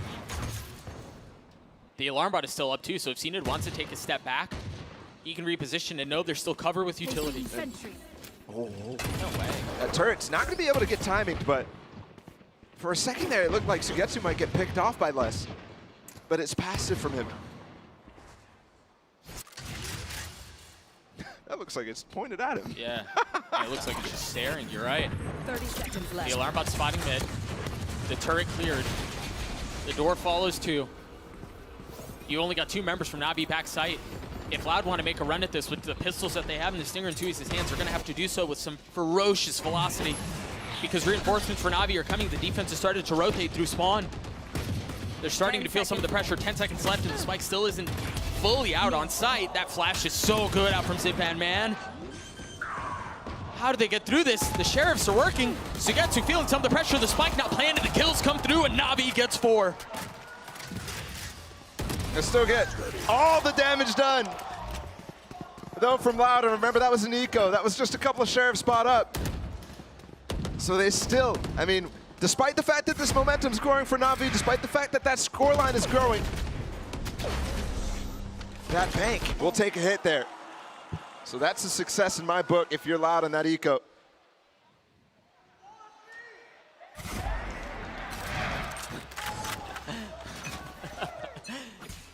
Operator in the hands of CNET, 8-2 right now for the star from Navi. He's got blades to work with too. Oh, that high-low, I mean that high-low and the one-way is just too much.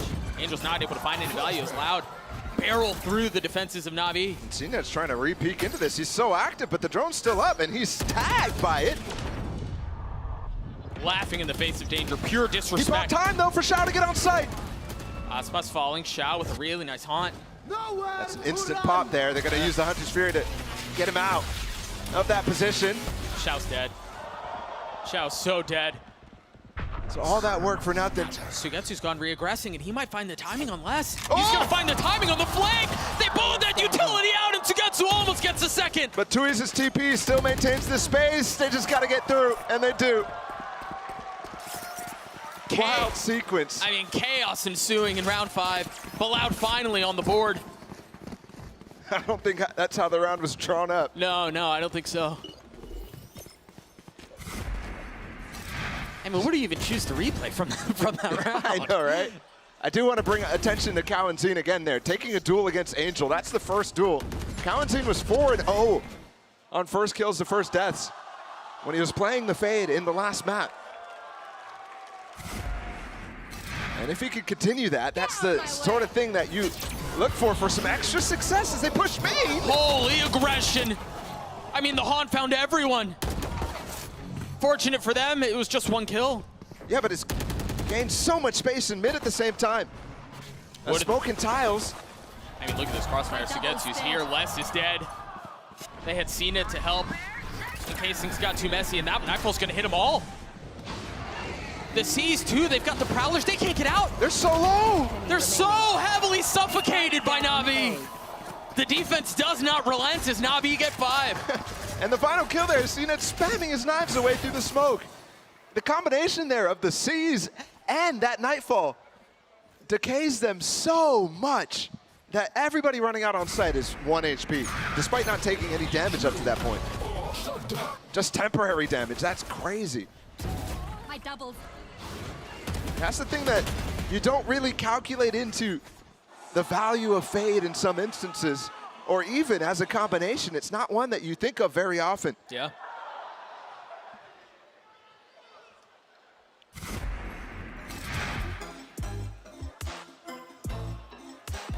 And it feels like once again we're in this position where Loud early in the game need to readdress what the game plan is and potentially change it up. But I think in this case, Navi has been so proactive on the map, CNET especially, floating so much, reclearing so much, especially in that last round, right? That dive into A main, that draws so much attention that they just walk down mid with no info gained from Loud. And they're so focused on Zipan pushing and reclearing that space that there's nobody really to trade the 2 players who are pushed up in mid. And that's the sort of thing that's really unpredictable, that you can't really deal with as a game plan adjustment. You just need to call out the signs and quickly come up with a way to have a protocol against it on the fly. And that's difficult to do. And almost useless in some cases because they might not ever run it again. Sure. Wasted energy in a sense. Turret out. The force up, light by from Loud, 3 rifles. Excuse me, plus the Guardian too, makes this still a very dangerous round. I mean, what a cool setup. They had the paranoia out from B, the dash in towards B, and the flash from out tree from Zipan. Yeah, and it's trying to go deep enough that it's the looking at the players. So he's basically flashing them from behind. It's different variation on this Sharks attack pounce, but the thing is, it was just Les who was over there. He's already fallen. The rest of Loud towards A. Aspas is already out on site. He's gonna have to turn that flash. They know where he is. Epic cleans him up, and it's once again a slaughter. Another Prime Gaming flawless through for Navi. This is where I was afraid of in this map pool. Both of these maps, it feels like Navi is taking advantage of a Loud squad that has lost confidence in their identity on these specific maps. Ascent is no different. It's a place where they lost many times recently, where it used to be their home ground. It used to be their old reliable. It used to be the one where they barely lost to anybody internationally or at home. CNED, early challenge, has to dash away. And these are the things that are difficult. Again, I'm saying, CNED constantly peeking places and never getting punished for it. So you have to be very careful how you approach the center of the map, or any extremities at all if you're Loud, and that's causing so much labored efforts in their defaults.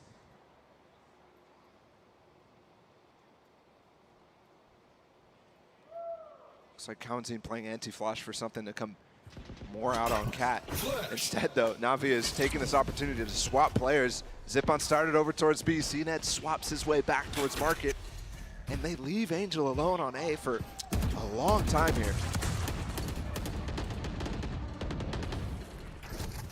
CNED creeping up towards middle. He peeks for info right now. Calling my bot. He would have gotten a lot, you're right.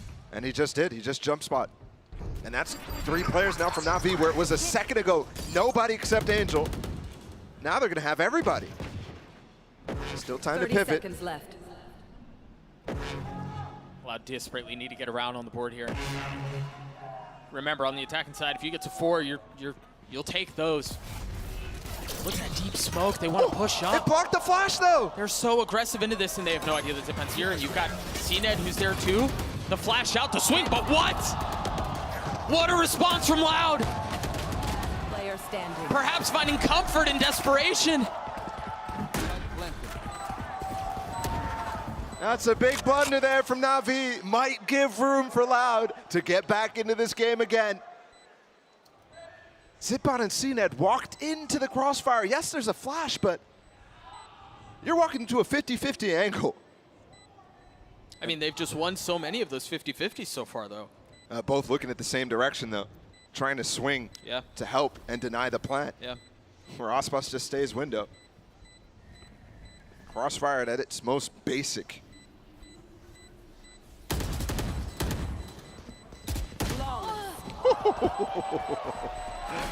Look at that peek from Sadak. He doesn't stop running. No charge. Don't get shot. A couple style points are going to get Loud a second round and are going to draw a timeout out from Navi. Yeah, that's just Phil. Yeah, that's the other thing, too. That flash, they're running away from it already, right? The only person that's going to flash is Aspas on that angle, but he's playing in the window as an easy way to strafe away from it. And get right back on the line. So, yeah, that's, to me, the first mistake in an otherwise very strong half so far from Navi. And it will cause actually a timeout here. 4-round lead still for the defense, and remember, they did win map 1. They've got Loud on the ropes, but you have to keep in mind how the map plays. That's everything. That guy has massive biceps. Holy. You're a big boy. Yeah, this Cypher Cam is fun. Put your signs up. I still can't read that. Yeah, I can't read what that says, but I'm sure it was a good sign anyway. My goodness. Yeah, this is tough. For Loud in particular, I think during this timeout when Navi's addressing the issues, they're comfortable, they're calm, they're collected. They've got plenty of time to still play in this series, whereas Loud, it feels like the time is ticking away. Because there's only a few more rounds in this half to make anything of it. And 2 is definitely not enough, despite how defense-sided this map can look at times, even if it's trended away from that in recent memory. Well, given, you know, different comps that you were mentioning earlier, now we're back to more of the closer to the standard. Yeah, we'll see how it plays out. The knife takes flight, getting a little bit of info. Oh, that option. It's a fight that CNED constantly taking. He's not exactly finding value, but he's constantly applying pressure. That's right, unless the same situation gets Sugetsu. That has not been a situation where Sugetsu has died before his util pops off in this map so far. So talk about a huge advantage here, because you have to re-bolster this B site. CNED's really far ahead of this. He's got the op. He saw his dash too. When does he proc? Les has been good. Oh, where'd he go? He disappeared. He's gonna peek off the turret. CNED knows. And the knife indicates a lot of market presence, especially spotting that it's empty. Loud, are you gonna go with that info or go towards the A side? It seems like they want to go A. That paranoia just barely out of reach from Angel. I don't think it tagged. Oh, he's up close. Angel could completely snuff this play. And it seems like Loud are the ones who are sniffing out what's going on the other side. Now it's CNED's turn. Just up by himself. Has dash still. Spam out through the door, and he legged Sadak 5 HP. I mean, he's beaten, he's battered, but he swings out with the classic and he's flashed. Nobody can see a thing, but CNED falls. 10 seconds left. Loud established control, not just of the site, but Tui's puts his foot down mid. What can Ziban do? Nothing. Loud get a third.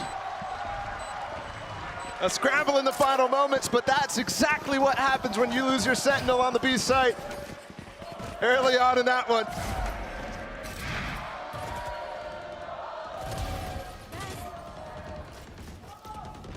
And Les, huge in this one. What a spam onto CNED too. Somehow, some way, he was staying alive for so long. Tui's to close it out too. Feels a little inconsequential at the end of the day. But Doombros can't be happy about that, specifically Sugetsu's first death there. And they're leaving tools up here for Loud. They still have that lockdown. And Sugetsu has his, but oh, his setup is very deep spread. He's got nanos in mid, alarm bot on Cat, and a turret on B. Somehow he's keeping them all active. And he can start to play retake on both sides, despite NAVI playing full 3 players on A. That shock just took down one of those nanos. And the thing is, they don't know that it's nanos. You wouldn't normally be expecting that. It's often the alarm bot that's placed there. Slight visual cue if you're watching it, but other than that, nothing to know if you've damaged it anyways. Right. I think that somehow at the opener there took a ton of damage. 17 HP left in the round. See it smoke out. The drone's going to clear full A. And spotting the alarm bot there is key, because that's not been there, remember. Yeah. Do they push into that off of Angel's paranoia? No. Not fully convinced of what's on the other side. Are they going to fake this? They just fake footsteps away. Yeah. More noise in mid too. This flash is going to be a nice line, and Zipon's dead. The timing awful. The paranoia on the other side too, and they've darted through this. Aspas has gotten 2. Kalanzine joining in on the fun. And Navi want none of it. My ult is ready.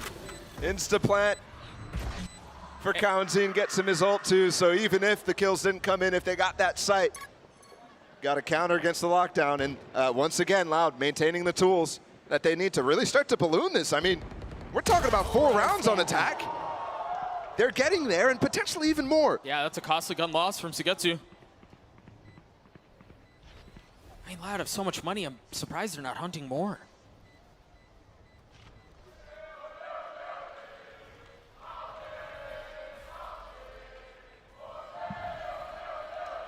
Yeah, you guys are fun. We found them. The Brazilians have arrived. Xiao finds 1-2. Will he find his life? Still in the next round, no. And that's a last gun loss there. And that was milliseconds too. Yep. You're right, that's a huge impact. Now V broke in this instance. Look at these entries.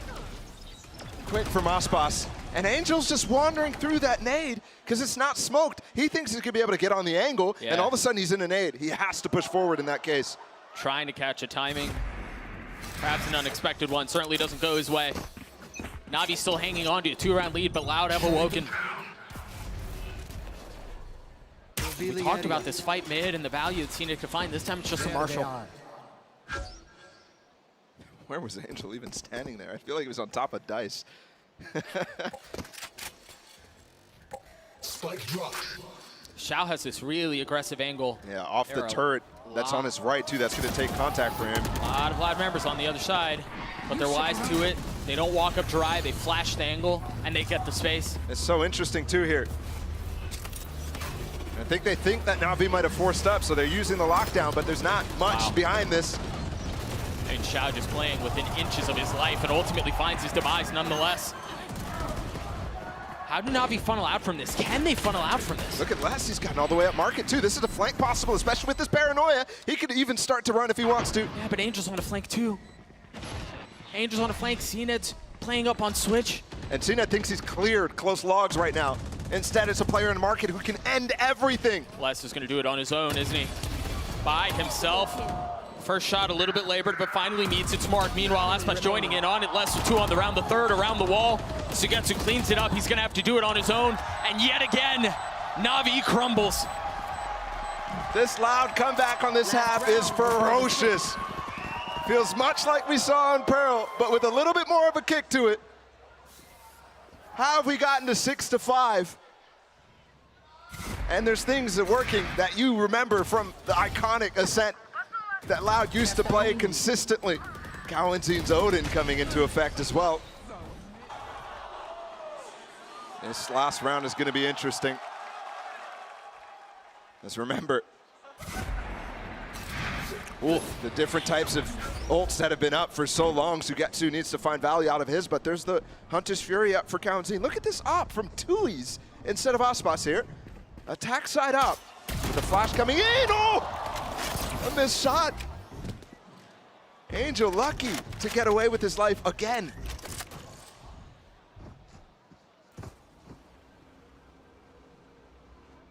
Last spot one up too as well. He's using all that bank. What is that? I mean, when you've got that much money, it works. You see the paranoia out towards mid, trying to catch Angel, but he's gonna push in front of it. Instantly tucks back though. The ult out from Sadak, but the swing out from CNED. Angel in a massive position to make an even bigger play. Res coming up. Zipon, can he try to deny? I love this from Aspas, getting extra space, but can't get out now. 45 HP, he dashes back.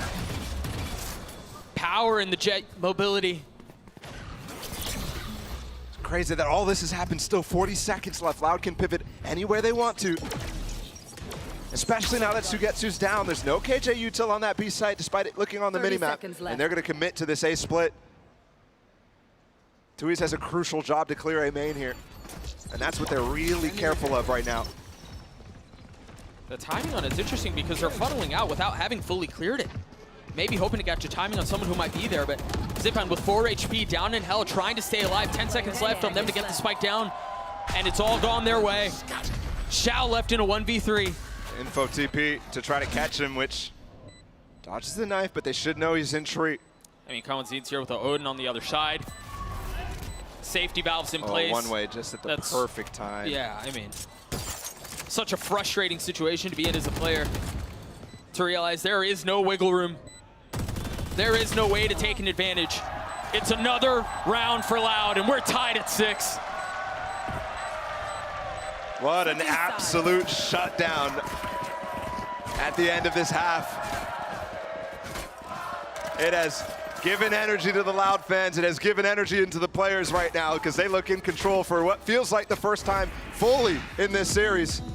Oh, we got to think about the ferocious comeback they attempted to pull off in Pearl. It was not enough. Maybe this will be.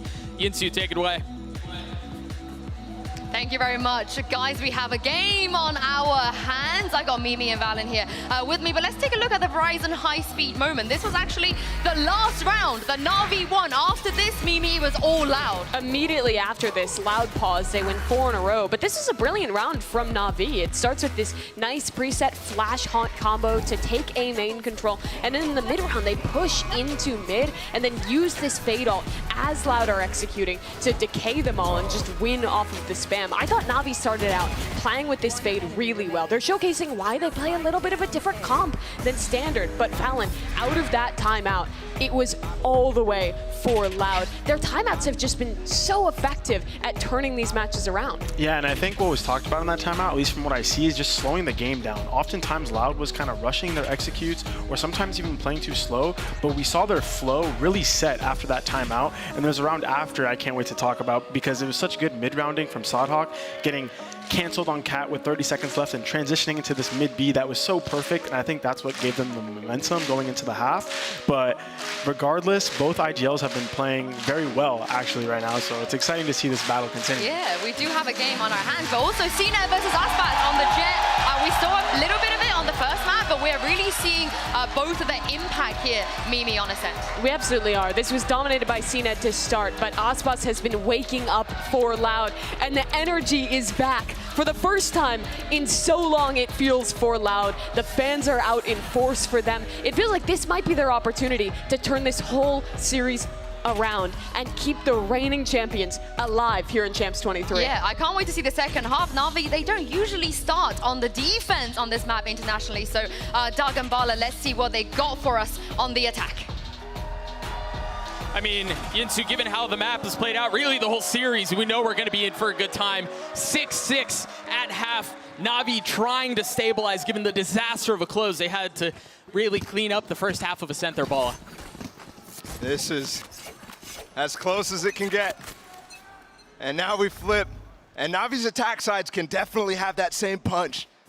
But it's hit or miss in some instances. Look at CNET. He's been so active all series long. 2 maps where he has the ability to be that person for Navi. Shock dart off the turret possible. He fires it off anyways, trying to catch Sugetsu creeping. Angel, again, I mean, this is what he does. He's first contact up mid while CNET holds his Cat, really looking for something. Which again, on most other teams, those roles are swapped. Yes. Right? It's CNET who's taking mid, who's trying to be first contact, but you have your controller or somebody else covering you, Cat, but this is just the Navi way. Yep. And oftentimes it leaves them without a smoke.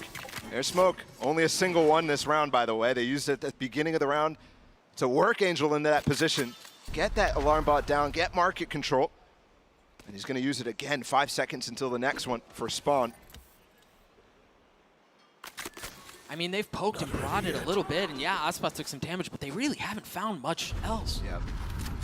And they're going to be pushing into this 2-player setup out from Loud. I love this from Sonic, just an aid to delay, right? Not even interested in taking the fight, knowing how long Navi have burned the clock. There's 3 players on this. It's going to be a bloodbath. They're all fighting on the site. The only 2 that aren't close by are the spike holders. Of course, CNET swinging around trying to find one. He does. Aspas Kawanzine up high too. It's just too much. It's just too much. And it's a beautiful smoke from Tui's too. And the read on the play from him, he TP'd back off of A main, gave it up when he realized the split was coming in, got back on site, gave a smoke so that Kawanzine can flood fight and save the players on site. Sadak in this instance. Right here, look at this. That smoke, there's nobody able to shoot him at that point from A main. Yeah, there's no shot. And there's no control of the right side of the site that Navi's trying to go for. Confusion. Confusion in the face of Navi's IGL and elation out from Loud's coach as they take the lead. You see the buy for Navi, it's not great. They don't really invest a ton, 3 sheriffs. Light armor for CNET in this too. This could be dangerous. And they're fighting cautiously. Off the turret again, really making sure Sugetsu doesn't get any space here. A lot of damage done. If I'm Navi here, you're looking to try to control some of these orbs, really start to stack up on them. Oh, that hurt. That's massive. Talk about finding value. Xiao just went down and he was the healthiest one of the bunch. Yeah. I mean, this much damage early in the eco round spells disaster for it. Really reduces the chances. So all these little chip damage setups that Kawanzin is playing on this site, working really nice. More than just a chip there on Angel. CNET's behind him at this point. Uh-oh. They might pull this off. CNET's gonna have to continue to be massive. Zipen's there to help. They've gotten out onto the site. They've left Sugetsu to control B. That's a Bulldog too. And that's where Sadak is going. Sugetsu's completely unaware though. He's got a classic. He's not healthy. I mean, he's dead. He's done. Yeah, still though. Bulldog for CNET, you're right. And the flash as well from Zipun, so they can definitely make a play off of this. Both back sight though. And that knife cancels all of that. And the paranoia, they go in behind it, surely. You hear the nade out from Sadak. But that was a little shallow. I think that was intended to go back sight. There's the flash, there's the swing. It's just one left. Can Sadak do it on his own? No! CNET with the... How's that just happen there? Navi sucking the energy back out of this room by hitting a thrifty win. Just buying up a couple sheriffs. What is that? Whew. And I've got to go back to the opening in the round. You think about the shock darts that came through from Kawanzin, all the damage that was dealt. Yeah, how did they lose that round? And they even took down Angel. There's no smokes there. The elation from Fraud last round, all of a sudden, turning to frustration. Feelings echoed by the crowd right now, too. Ooh. But they're going to make an attempt at this. Les has a Vandal, too. And instead, it's the eco that's finding some value early on in this one. On both sides, yeah.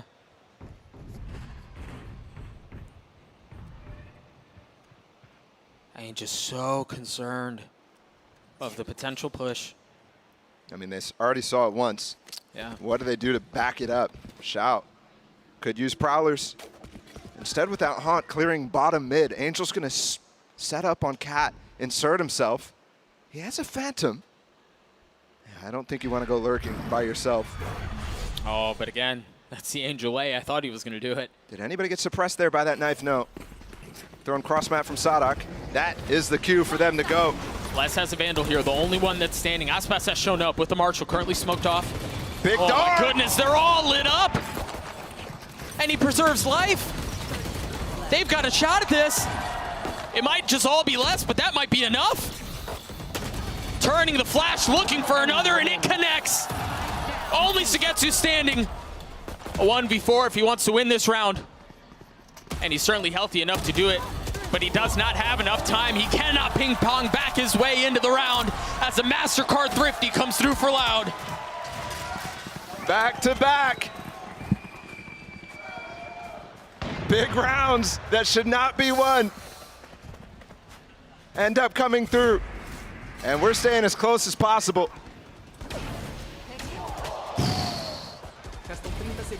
Remember, after Loud won that pistol, that was the first lead they've had all series, and now, again, bringing it back with that thrifty round win. And it wasn't in the kills, but the setup from Kawanzin was insane. And they bolstered their economy, so absolutely. These little things. He gets his Odin online, and they get the op online for Aspas. Let's see if he can start hitting. Yes, he can. He's gonna get a shot at a second. His team is dashing into his lap. He's trying to take the fight to him. Head-to-head coming to full fruition there. CNED looking to punish. I like taking the risk on that. Again, hero buy from Navi in this instance. 2 rifles bought up, sheriffs from the rest.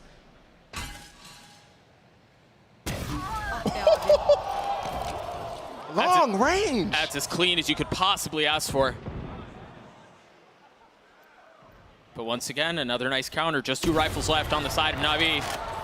And one of them just hit the floor.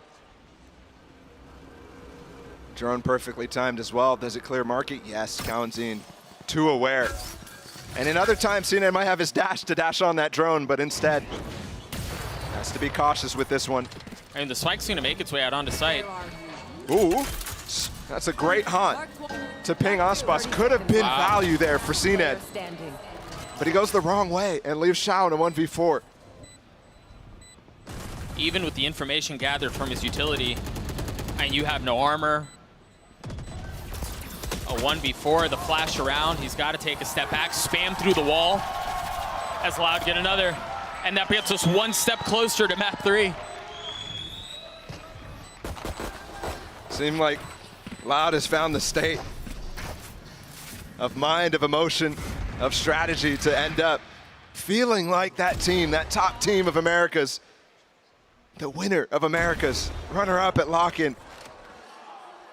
For Sadak, for Les, for Aspas, the champs of last year. I think Angel feels this kind of slipping right now. And I think the signs should have been shown way earlier in this game, in that first half.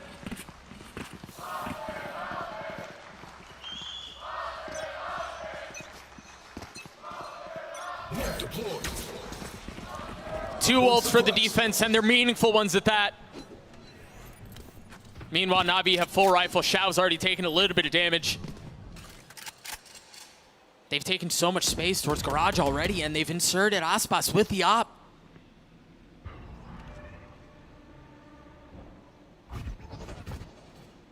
Oh. How's he even getting that? I mean, that was so close. What? How does he know? And the turret's faced the wrong way. A costly mistake. What's even going on there? Either way, Navi having to find success in space elsewhere. CNET exploring mid. They're going to try to split the side up, the map up as best as they can. That's a clean shot onto Les. You've got Aspas on the other side with the op, and Charles Nettington, what was that? He didn't even stop. Didn't use counter strafes at all. No, he scooped up the op too. Numbers in favor of Navi. And once again, an unexpected situation.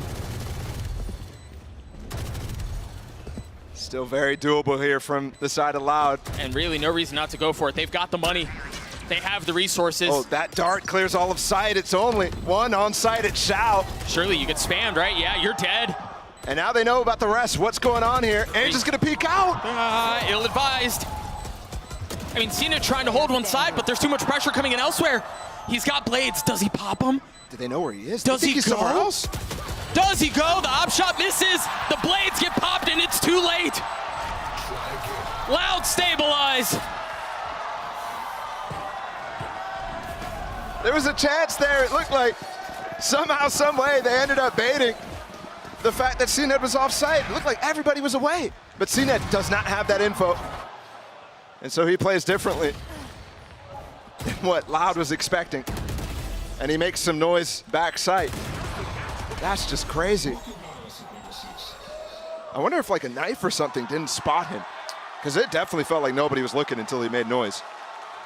And Navi, Angel is not happy about that. No, the frustration starting to mount. Again, the stakes have never been greater. On Valorant's biggest stage of the year, Navi find themselves down. Feeling Loud establish control.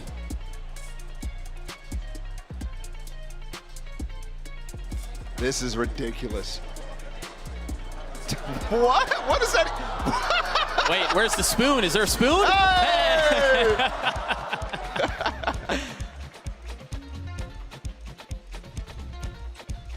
Hey, that's the last time out from Navi too. Yeah, I mean, we're getting down to it. I'm not sure if Loud's gonna allow this to go the same way that Pearl went, as close as possible. Dude, look at the timeline. I mean, even going back into the previous half. Yeah, they've activated, man. This is the type of stuff we saw constantly in the Americas League, a new level, a new notch for Loud. They constantly were losing maps where it felt like they shouldn't have and they looked bad on, and then all of a sudden they turned it on and looked like gods in the next. But it's not off the back of Aspas or anything like that. No. Aspas still kind of slow in this game. Finally finding value out of the op, though, in multiple rounds, and looking forward again. And honestly, when you're trying to put together a championship run, that's what you want. It's looking like Navi want to full send on this A site without any information elsewhere on the map. As soon as this smoke fades, it's time to go. First smoke. Sadak. That nade is going to cause a little bit of trouble, but CNET's already out. Angel has joined him, using him like a duelist. Spike down A. I'm looking for the timing of these no commands and the lockdown. Sadak up close. He might have just ended the round right here without using anything. Look at him go. Sadak with 4. Give him the ace. Les steals it, but it's a prime gaming flawless for Loud anyway. The leader and the veteran. Sadak, what is this? Spamming on the first. That's a ping by him. A flash to take down CNED. The teammates break the door and everything is coming in at the same time. The hot, the Sobo. I mean, that's a setup for absolute success. I feel like I've seen this before from Sadak. And they're starting to play to the crowd, finally. Starting to get this confidence on this stage that's been lacking in this series so far. It's been lacking since Tokyo. But it seems like a return to form. Aspas with the op, the first shot just a bit wide. He's feeling a lot of pressure. We're in for something special here as the 1-2 punch is just too much. Oh. But Zibanejad, what? That's the 1-2 punch. Where did that come from? Following up on all the kills. And they've got a free ace sight. A ferocious 2K from both. Kawanzin left alone. Is he going to be able to upgrade a weapon? It's just Odin. That's as upgraded as you can. Yeah, I guess it is the best gun in the game. 13 seconds to his dart. He's gonna have to wait a little bit longer. And you saw that brief decision there. The knife spots him. Yeah. He can either go back up heaven, which is maybe what they expect, or go back here. The nade to dissuade. Zipman, no idea. Assassination style. He tries to snap on the second, not gonna connect. Shao saves the day with 3. Add Zip onto the mix there. Yeah, his back was turned, but it was what felt like safely watched there from Shao down in dark. What is this? Like, how did this turn around? We thought for sure they were cleaning this up. Oh my gosh, he almost got that 3rd. Tui's and Sadak were hungry running down Cat. Yeah. They didn't actually need that. Yes, Sadak got 1 kill, but it felt like Les and Aspas were enough in mid. Instead, they throw all their lives away. We're back into it again. Navi all on this B side. We've seen their willingness to start really hitting these sites. And they've got the ults to do it. I think on the defensive side too, interesting to note, Sadak bought a judge, and it's not from lack of money. This is the play they want to make. Oh, Zipon just used his ult. That suppresses almost everybody on the map. There's no KJ util left. Loud did not go for an anti-KJ. And that's the important one. You imagine they're just going to give up the space and try to play retake because of the ults that they have. Les has to stay alive. Gets away. Oh, lockdown infested, but they're in the site anyway, so that's no longer going to be a factor. Now they have to play anti-lockdown from Les. And that's difficult when Sadak has his own no command, but only a judge from him with 5K. That knife from Zipman just hit Les, so they're going to have to wait even longer. Well, Loud still have to do the first step, which is take over the front of site. Now they can play backside because he does it from spawn. I mean, Navi may have everything they could possibly want, and they've got Sugetsu swinging around. They're going to have to deal with him, and he's just baiting them out, man. Using himself as a carrot on a stick, dangling, drawing attention. But it may not be enough. They've gotten their way out. It's going to be a 2v2 Sadak upgrading a weapon. Zipan trying to dance around the flick, almost lands. He's got a stick. Needs to be clutch. He needs to cause problems, and he does! Shao with the Red Bull clutch to get Navi 9. There's no way. There's just no way. Aspas dropped his up, picked up a judge. It was the perfect weapon. And he just doesn't get the kills. How does he not get that on a Shao? He's literally in his smoke, as close as you can be. I mean, I would have loved to have seen Aspas POV there. No time for that. Back in this right away. Loud still hanging on to a 2-round lead. Sadak still with his ult. And the op for Aspas currently playing mid. These death balls have been much better for Navi than any of their defaults. Yeah. And they're still sticking to it, but a lot less ults. The money for them isn't great either. Navi have to continue to find value, and that is gorgeous. We've seen that before from Navi. Just getting the spam off the mini-map there with the ult is just so perfect. And Angel's not even risking his life there. I mean, they're essentially using it as a Yoru ult in a lot of ways. Just crazy. What do Loud do here? Navi trying to hang on. They have 4 members on site. Yeah. Just Sugetsu playing off. And the knife tagged him. So they should know where he is. Stop. Not finding its mark. That nade is going to cause some problems. Seeing it down to 38 HP, and he's dealt with. Remember, you still have to deal with Sugetsu. And now he finds the right moment to strike. The barrage of bullets not connecting. But Loud finding space.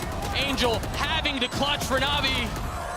And he's not going to do it. Loud's going to get the defuse. They're going to get to map point. Oh, baby.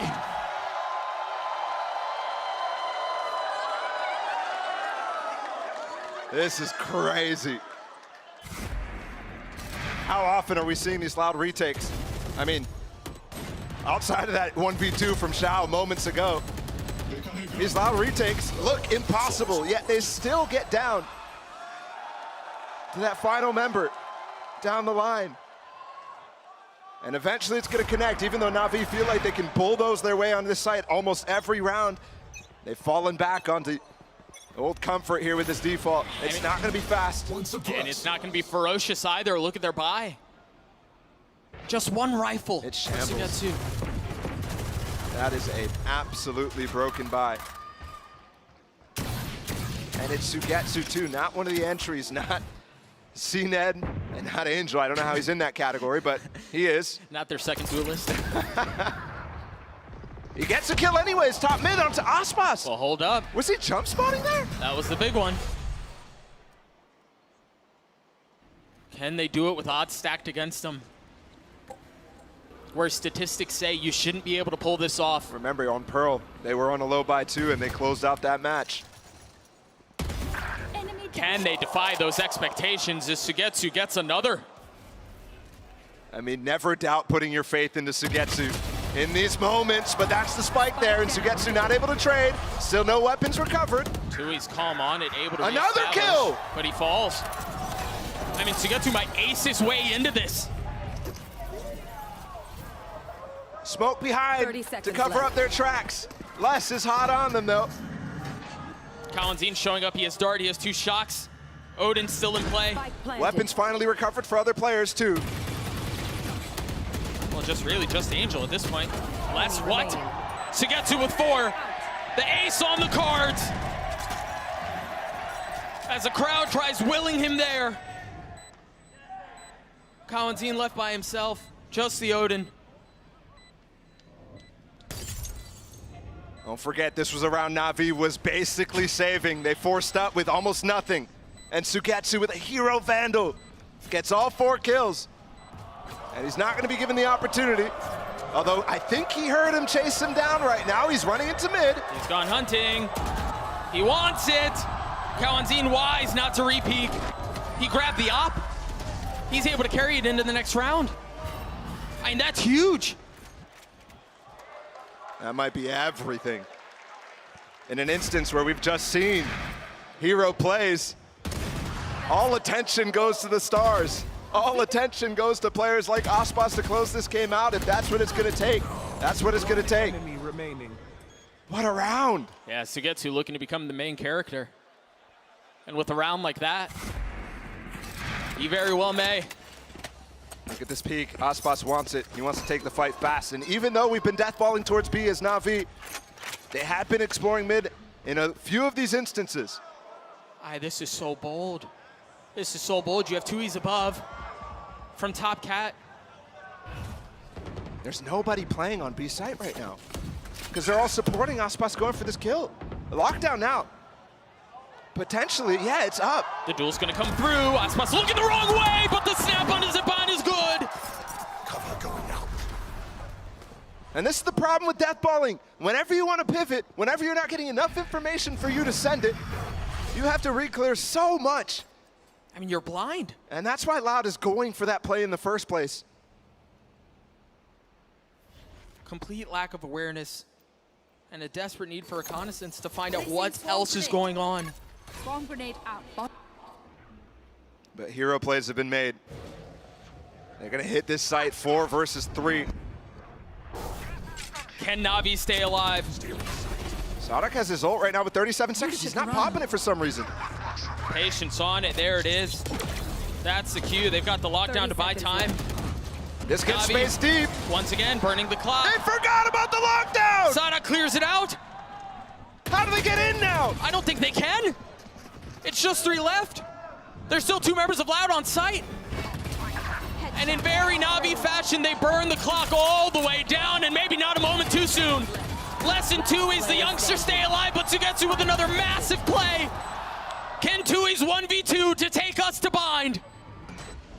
Tui's creeping around, keeping his position quiet, keeping it secure, keeping it safe.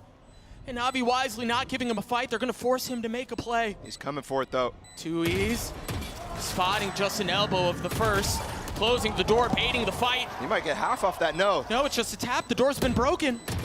Tui's in a seemingly impossible situation. He's already gotten 1, waiting for the swing on the second. The turret, 7 bullets. Will it be enough? They don't connect. They don't connect. And Sugetsu's just gonna be able to spam his way through. Oh my gosh, no, not like this. He pushes out. He's already gotten it to half. It's a whirling dervish. He gets the kill, but the defuse is not gonna come through. Navi, stay alive. He puts it all out though. And we've got to watch that round from Sugetsu's POV again. What is going on with this guy? This is why the lockdown falls behind him. He stays in the position and gets that shot on Aspas, then finds this follow-up too. And he's the final 1v1 too. That is crazy. What on earth? Remember when I said I thought for sure Loud was going to be able to not let this slip like Navi did? Right, yeah. And here we are. Final timeout of the game and final round of regulation.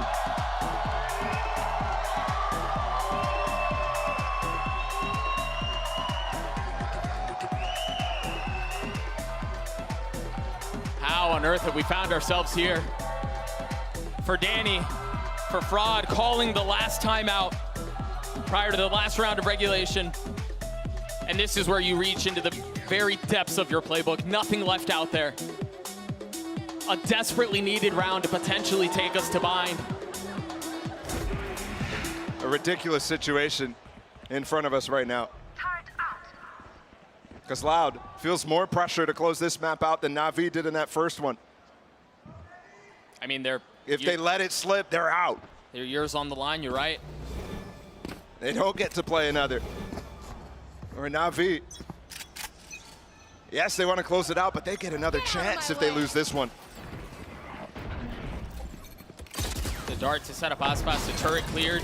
Meanwhile, there's already aggression towards A. The fact that they've stopped this is a huge success point here for Loud, because they were trying to fake a little bit more of a default setup going here, and they wanted to pop on it. And they stopped it with 2 players on the side of Loud. And that smoke took a long time to actually go down from Tui's as well. Still going to set up for the execute now that Sugetsu's joined them. They have this fatal. CNED has a judge. A judge in Blades. Oh, he could easily make something happen with that. Oh, Sonic's ahead of it! He has a judge too! What a play from the leader! But Angel on the counter. A 4v4, his kills go back and forth. Tick for tat, he's gonna try to escape. Tui's falls, less on the swing. It's all Sugetsu, he's been a hero. My goodness, he's gotten him here by himself, but it will not happen again. We turn attention to bind.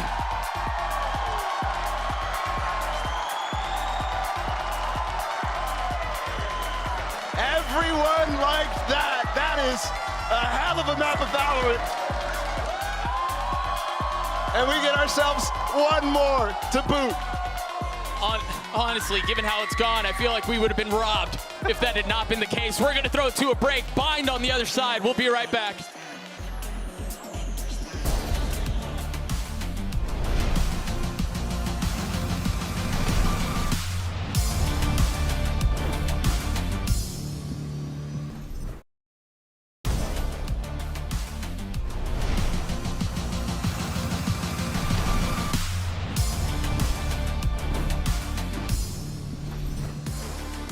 What a response from Loud. They bring this series back to a 1-1 and push us to map 3. I'm your host, Yingsu, and I'm back here with Mimi and Valen. I feel like this is the series we were owed. This is the one that we deserve, Valen. They've never played against each other before, and every map is so close. It's peak entertainment. No, it's so close, and Loud had a huge round to start the comeback for them, and it was on the back of Sodhawk with his calling. I want to show a round. It was round 9 here, and it was just such a perfect pivot from Sodhawk in the mid round. So what I want to show, just for context, Les got a pick on Suigetsu early, and they anticipated CNED to retake this line based on the positioning of Les, and we see them speed up into this cat hit here after CNED showed himself at B.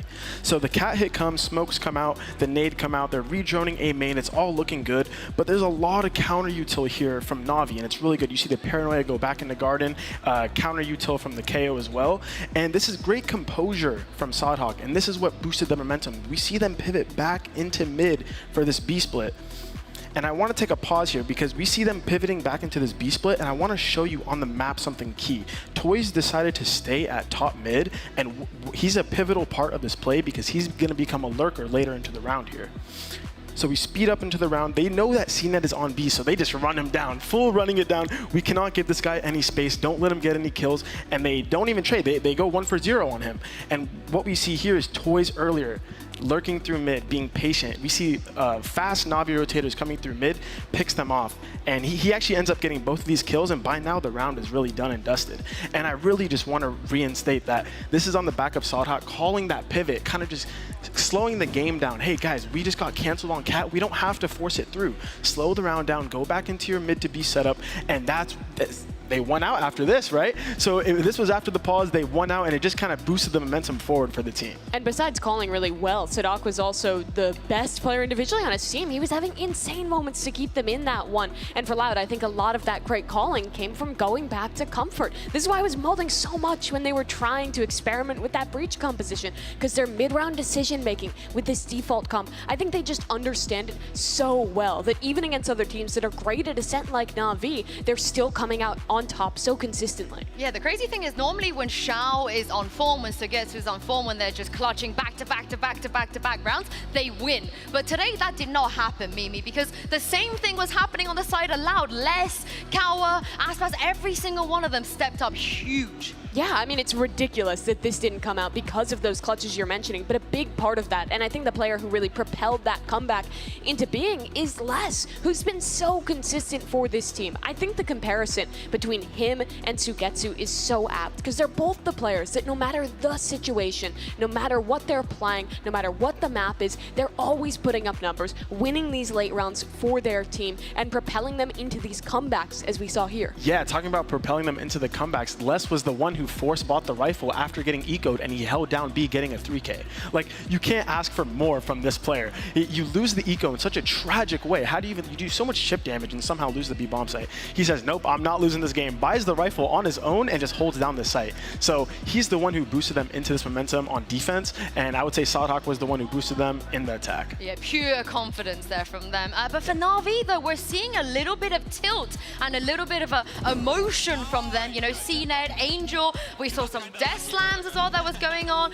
And Mimi, in situations like this, you don't really expect Na'Vi to be a team that get overly emotional, so I'm a little bit surprised with this. Yeah, you were talking at the beginning of the day, Val, that you didn't think either of these teams would really be feeling that pressure, would be tilting it all today, because they've been in situations like this so many times. But I think we do see from Na'Vi that there is that pressure on them, that players will get animated at times, and I think that's a good thing you can channel into momentum, but also something that can get the better of you in these high-pressure situations, especially going into bind as our third map. Yeah, really, as a player, if you're in a close game, it's very hard to just keep it super stable, right? You're in back and it makes it even more impressive that Loud did, despite those rounds you're talking about, like losing the eco, being down on your best map. It's impressive that they were able to. Yeah, I think it's because they were just winning so many rounds in a row that regardless of one fluky round, they knew at the back of their mind that they had the grasp on Navi and that they were going to go to map 3. I mean, also Na'Vi, they had to play against this crowd as well. The Loud fans, once the momentum started to get going, they were really cheering and getting behind their teams, which is also not an easy thing for Na'Vi to go up against as well. Yeah, no, the crowd has been electrifying. I would say you guys got to step up when they're down too, though. You know, help them out when they're down. But Loud started to win and collect rounds and kind of gain momentum, and the crowd was on their side too, so Navi is facing two opponents, really. Yeah, and with the energy behind them, that I wanted to kind of start to talk about this third map because I have no idea what to expect for Navi. I thought the early stage of this map will look solid for them, especially after winning Pearl. I expected this to be a 2-0 in favor of Navi, but now we go to a bind where this Navi squad, they've tried playing Yor, they've tried playing Neon, they've tried playing Sage Comes. They've just never found something that they truly feel comfortable on, and I honestly have no idea what they're going to bring out today here at Champions, especially with elimination on the line. I mean, 6 different times they played this map, 5 different comps. Like Mimi said, they've been throwing everything into this, and Valorant, so far, none of it has worked. They're not exactly winning with these experiments they've been doing. Yeah, right. I mean, for one, it's hard for them to pick a comp, but also for Loud, that's tough to deal with as well. I mean, the head coach has a headache probably up all night watching all the different comps that Navi could pull out today. You really don't know what to expect, right? And as a coaching staff, as players, that's kind of tough because there's so many different things you can be thrown at you, so you have to prepare for all of it, and I'm excited to see how Loud is going to deal with that, not knowing what to expect from Navi. Yeah, and for the side of Loud, I am really, really excited to see them play on this map. They were playing this chamber composition with Sadak locking it in, which sounds strange to begin with. You'd normally expect Aspas on that role, but he was so good on it. In America, so many creative setups, but it's been a while as well for Loud since they've played this map, so there is a chance that they've come up with something new, that they have changed their composition, as we've already seen on 2 of the maps in this series. I feel like we've been spoiled there. That didn't look like a chamber. I was about to say that there was some not bandages instead of, like, you know, the typical chamber thing, but we won't speculate. I mean, we'll carry on speculating without getting spoiled because, like you said, you don't know what to prepare for on the side of Loud, but the issue is the reason that Navi keep changing comps is because they're not winning with whatever it is they're trying. So even if it's difficult to prepare for, I feel like Loud still seem like they're going to come out on top on Bind specifically. Yeah, at the end of the day, Navi has never looked like they've found their grasp on this map. So regardless of you don't know what to prepare for, in the back of your mind, you're like, ah, this team hasn't really been good on this map. If we play our game, if that's their mindset, then they should be able to win this. And remember the stakes here, right? Navi, they won in Copenhagen. They've taken tournaments before. They were always the second best in EMEA, fighting for more than just that. They've had a tough 2022, but so has Loud. You're back-to-back champions,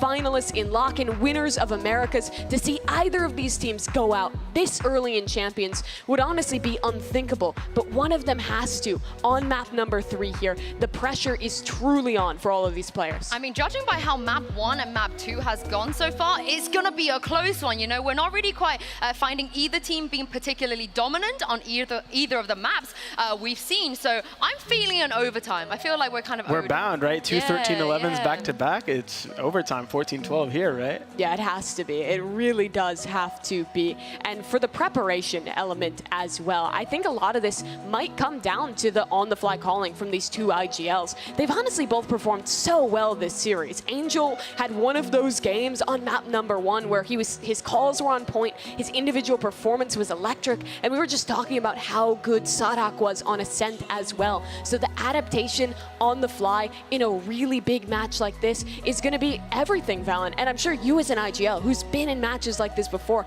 knows how difficult that is to pull it off at the level these 2 guys have been able to do. Yeah, definitely. But I also think it's the battle of the hot starts right now because map number 2 was going highly in the favor of Navi, but like you talked about adaptation, Loud was able to adapt in live situation down 6-1 and kind of crawl it back together, understand the pacing they have to play at in order to tear down Navi and open up the bomb site. So I think just like in a map like Bind, sometimes the fast pace doesn't work and you have to kind of go back to your slow play, like inserting people into showers, going back into B and then splitting, kind of taking more map control instead of just the fast rushes right away. So it really just depends on how fast you can start and if your quick plays will work. And if not, you have your fallback options of, okay, we got to play slow now. Can we just manipulate and push-pull the rotations and kind of end somewhere together? I think the good news for Navi is that their star players are always winning them rounds are on form. We're seeing peak Xiao, peak Sugetsu, they're cold, they're clutching out of their minds. So I feel like, I mean, on map 1 on Pearl, we saw them get over the line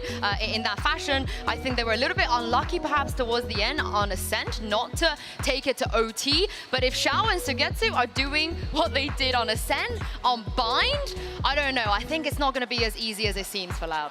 Yeah, I'm also really hoping, talking about players getting into form, to see Aspas in form. It feels like it's been a while since we've seen that Jet in Americas who was just dominating in every sense of the world. He was far and away the best player regionally. He was really the MVP of Champions last year, probably a top 5 player, if not higher than that, at lock-in as well. But it seems like in these last 2 events, he's struggled to strike that again. And against a CNED, who's actually been so good today, I think that's going to be really important this map. Yeah, real possibility that neither of them played Jet on Bind as well as we head to the Prime Gaming Agent select. Let's take a look and see if we have any changes from either side, which comps they're going to be moving and bringing to us. And we do have changes. And Navi are going to run the triple controller Omen Brim. I have never seen that one before. I have. Fnatic used to run this back in the days on Bind. They were very, very unsuccessful when they did it. The ancient era coming back on through. Loud, it seems like they're going to continue to cook in this tournament. What I think this can bring is you get the paranoia from the Omen. You can have really strong retakes when you're on defense, scaling out with more smoke. What do you make of this? So what I would point out definitely is the Omen pick, especially Sadhawk being on those other agents like KO and Breach. He's going to be like a pseudo initiator where he has these smokes to make space, but also the paranoia for retakes and getting into the bomb sites. He actually has a lot of tools as like a controller / initiator player, and I think he's going to be very aggressive on this Omen role. He can also act as kind of a second dive agent, teleporting into his own smokes to help with the entry. It's going to be so cool to see what Loud have cooked up, but Navi on the other side, also double duelists. CNED's back on Neon for elimination at Champions. These comps are going to be insane. Well, this is it. It is do or die. No more second chances. Let's find out which team is going to be progressing to playoffs. Over to you, Doug and Bola. Thank you so much, Shinsu Los Angeles. We've been blessed with a banger here at the Shrine, and the good thing is we still have one map to go. Elimination on the line for both of these teams, and with that, again, the end of the year. There's nothing left. This is it.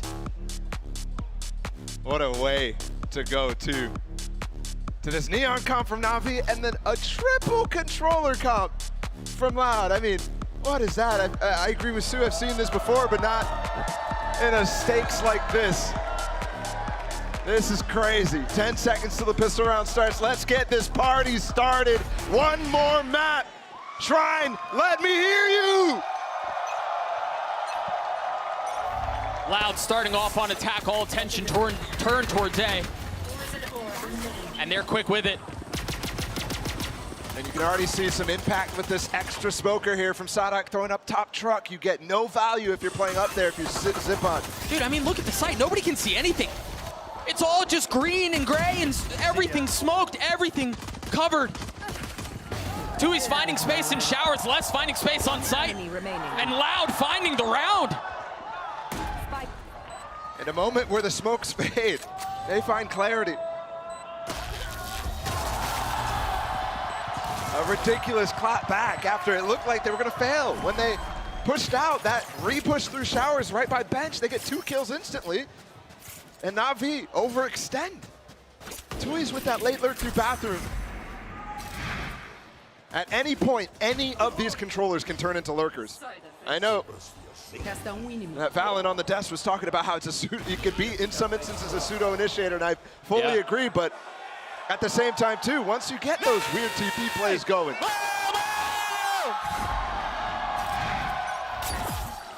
What is going to be the play here? Les with the fast molly to keep Angel and Shao contained down in Garden. And that forces Angel to TP out. I think the molly might have missed, actually, there. Shao got out really easily. Whoa. Oh, and the other one from Sadhawk is massive. Zipan making a run at this round, though, with the Sheriff. I think with losing CNED and Angel, though, these are the guys who are really doing some work with those light buy rounds that Navi was getting outside of the hero rifle rounds from Sugetsu. I do love how Loud played this 3-1-1 default. 3 players going up long. They get that control of Octagon, and then they have only Tui's watching the back of Sand. That's covering Les's flank. And Sadhawk deep watching bathroom, too. It's a perfect anti-eco play. No pushes allowed. Oh, there's a little something. If they managed to get through Aspas with the Phantom, though, just overwhelms Sugetsu. And that nade hurts. He tried pushing through it to catch a timing, but just not going to be the case. Aspas gets 3 as Loud get the second. And Aspas on the raise, too, is something that we've been not seeing too often throughout this season. In some cases, been pigeonholed onto Neon and other things that you definitely wouldn't put to his name prior to this year. No. It's been the same thing for CNED, too. Yeah, in a lot of ways. And that's why you see him playing this Neon right now. There's not really a place for him to be comfortable on this. So they use him for the extra stuns, fast flanks. And very quickly, if I may, I know that Aspas just got a bunch of kills, but Les is currently sitting at 4-0. Yeah. The guy's just been on a heater. And look at that one-way from Sadak. He can take this fully by himself. Very interesting, given the fact that he was trying to do this when he was playing Chamber on this map. Yeah. At Tokyo. And during the Americas playoff, he gets a trap play sprung at him, though. He can TP out of this, no problem. Oh, the Trailblazer, they're hunting. They're pushing him further back, but he just created so much space off of his TP that they can't follow. And look at this. They have such an abundance of smokes that Tui's just uses one to put him in it if he was in trouble. That's crazy. Oh, Angel. False information there. And they're not following it up with a flash from Xiao, so that's a kill onto CNED given freely. Another opener onto Aspas, too. Now 2 away from the showstopper in round 3. I mean, they're all lined up in towards short. You've got Angel, who's close by, though, cleaning up the first. Kawanzin falls. Aspas waiting for the challenge, and Angel snappy with it. They get the spike down, though. Sadak was the only one who had control of the right side, but they still have the utility of Les that they can play around. Yeah, Tumali's time is taken away, but they're going to get pushed here very fast, so will he be able to get those off, and will they make a difference? Because I don't see an orb on the spike. Les has to be cautious. He gets the first, tries to snap onto the second. Angel with 3 on the round 2. He's swinging for it. Not half. Spotting one more. Xiao's going to have to pick up the work that was not accomplished. He's gotten it 3/4 of the way. He's just going to be able to stick it the whole time. Angel was the protection of 4K as Navi get on the board. And in a moment where they lose advantage early, Loud instantly getting that first pick. Down short with, well, not instantly. It was belabored from Aspas to come through. Yeah. But Angel holds the line. Remember, he was rotating off in that instance. That's huge for Navi to continue to maintain that pace, because on Ascent, Loud was 17-7 in first kills to first deaths. That's outrageous. Yeah, 17-7. It was still a 13-11. 17-7. That's mad. So in moments like that, you need to see them continue to convert when they lose the man advantage, because it's frequent, it feels like, at this point.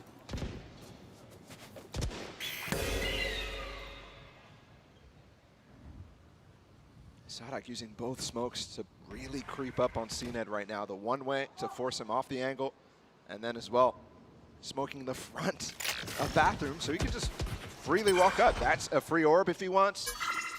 And Aspas on the other side of the map too, with his showstopper now active.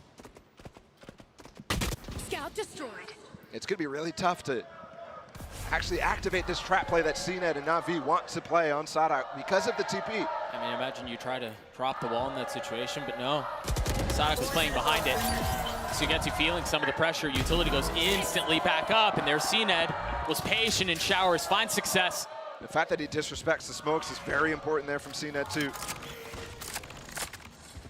Using the utility from Xiao to help that goal and that mission. They got one molly out of Sugetsu, but there's still one here, and that's where the spike is, so that's another 30 seconds 8 left. seconds. They won't be able to execute. I don't know that they're going to find much here with Aspas' ult either. Does he dare clear below him? No, he doesn't! Sugetsu drops him from below! Zipan trying to help control what's happening in Hookah, and so far not good. 13 seconds left, though the spike is not in hand. I mean, Tui's is alive, but he can't get to it. Yeah, it's top Hookah. No chance at all. And that's massive from Sugetsu there. I don't even know how he hits that. That's a vertical flick on a flying raise with the satchels. It's got to be a disgusting flick. Yeah. Or he's just aiming, pre-aiming up. Yeah. It's really hard to give yourself the space in those instances where you actually control and pre-aim properly. No. Ooh, it's kind of a messed up satchel there from Aspas. No speed on that. trying to get the shot fired out on spawn too. Losing Sadak there might have been an impact. Maybe they actually needed his smokes. I doubt it, but either way. Because they have so many more. This is an eco from Loud now. Shotgun bought up from Kalanzine. Aspas with still a hero rifle. That was saved in the last one, but given to Aspas. How do they manage the disadvantage? Loud with very little to fight back with here, as you were just saying. Ult for less and for 2Es. There's a stun possible at any point with this Trailblazer. It's missed though. That could have been disaster, but they're going to try to crunch. They're going to try to crunch. Angel's going to swing it from door with the utility out. CNET pushes in with his ult though. Angel getting it with the ult too. Meanwhile, they lose control of Lamps in front sight though, so gonna potentially give up a spike plant. No, there's a spam! Oh, he was not deep enough. That smoke gives so much room there for that to happen. Sadak needs to be a lot more careful. CNET looking to be more electric with the finger guns and scale up in a position you wouldn't be expecting. Hit still in play. Kalanzine with a Bucky. Going aggressive. I mean, if they can continue to play around the pit, they're going to have a shot at this. CNET tries to punish off the backside. That's another. That's another. Sugetsu's on his own. Seeker's invested. They know he's off with that. He's been so clutch. He's gotten it down to 1, and it's the most difficult one to deal with. It's so tough. Once that Viper's Pit goes down inside of Lamps, you have room to work through Lamps in the backside. You can worm your way around everywhere. And with that shotgun from Kalanzine blazing the path, Les has so much room to play off the trade and play backside there, where you really think that he's going to be playing laps off mollies or something else. And remember, that was a light buy there from Loud. Yeah, 1 rifle. Why did that reaction look so fake? With the slow-mo and everything. Early defensive hit from Navi and the swing out from Angel, wanting to take that fight and finding it. Again, an opener from the leader. You talk about feast or famine. I mean, he's been dining on Loud for the last couple of hours. It's interesting too, Kalanzine was actually doing a good job staying alive as the initiator. Another trap. Whoa. To force him out, and Angel just TPs, and he's safe with that wall. It's always able to go up from Sugetsu. Yeah, he's out of the play though, and that's going to allow Loud a lot of room to work. The orbital strike backside to clear things out, and you wanted to push CNET into a space where he had to take the fight. Les still falls, but 2E's on the counter. The showstopper came out while CNET was fighting. Was just holding space for Zip on there. They've got to be careful. Aspas and Sadak are the only 2 that remain, and Sugetsu's on the flank. He's got him crunched in, and if he takes long, there is no exit. They have to go forward. Sadak has ult. He could maybe flip the map, but Aspas would be left alone. Good man. Trying to clear backside. Aspas falls. Sadak by himself. 30 seconds so many left. angles to consider, so many things to clear, and just none of them found. Shao coming in from the rear at the end there. The smoke fading.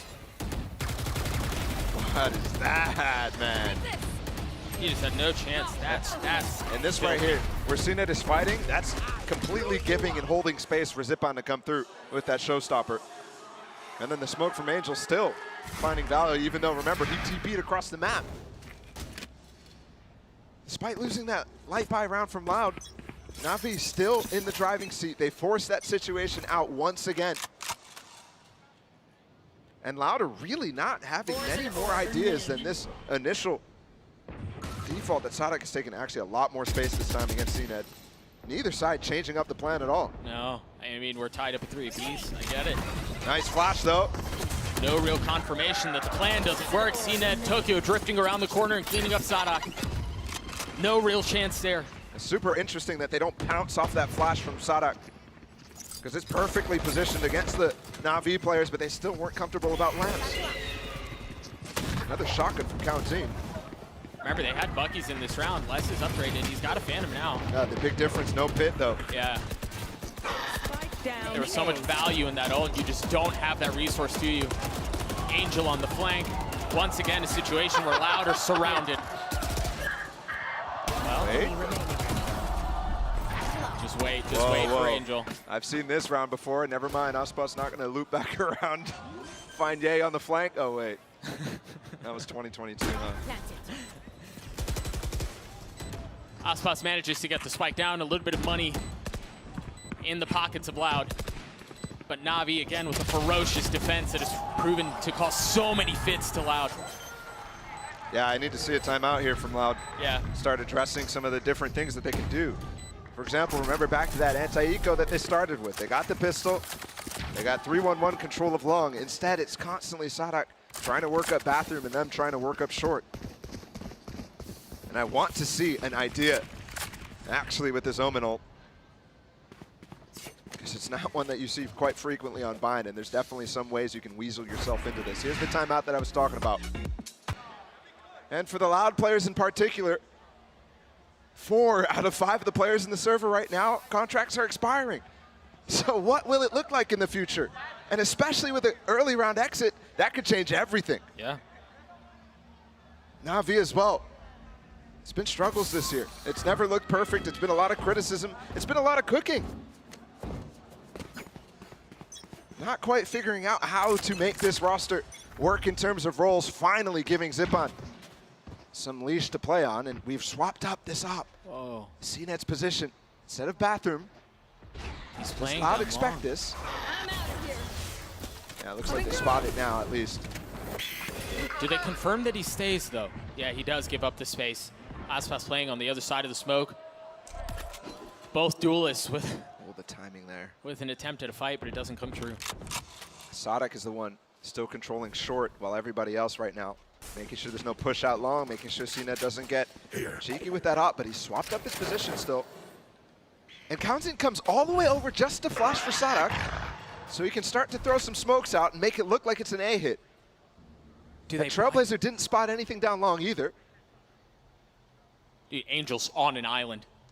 Yeah, he's by himself. Yeah. Sadak is doing a great job pulling these rotates. Yep. If Angel gets in trouble here, he's going to TP and leave the site open. Manipulated by mind games. The paranoia out too. The battle of the IGLs. Xiao's the only one not fully believing. Oh, he takes a step back, but he got his. He got the kill. Sadak was trying to flip the map. Opportunistic timing from Angel. And a kill gifted. They're still going to try to get out. They're still going to try to get the spike down, but they've got the order strike they have to deal with. They've got the Seekers.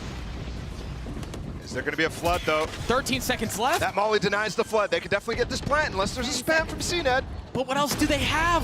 No! There's no way. That was a millisecond. Angel with 3. Aspas holding the line less. The first one snappy. Aspas on the second. Sugetsu needs to drop the wall for Angel right now. It's like they're trying to plug holes on a sinking ship.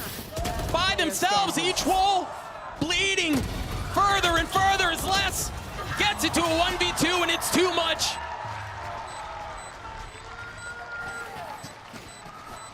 Navi on this defensive side, I know I've said this a lot, but they have a great hold on the game right now. They just can't repeat mistakes from the last 2 maps. Let it slip even an inch. I mean, this. Oh no! He was ulting away. I mean, it was a gift, bro. That is so unlucky for Sadak. Literally the freest kill of his life.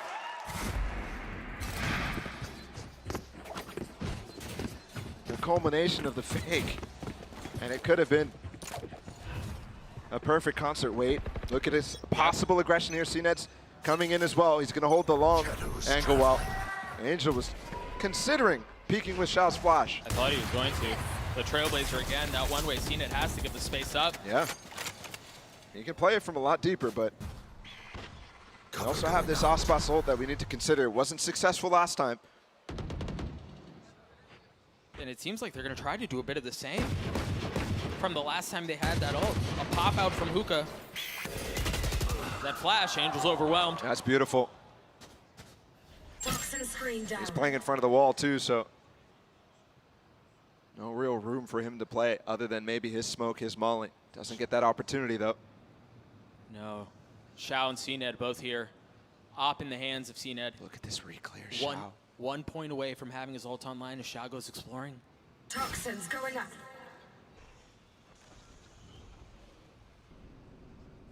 This is a tough angle to expect after you've already done pressure.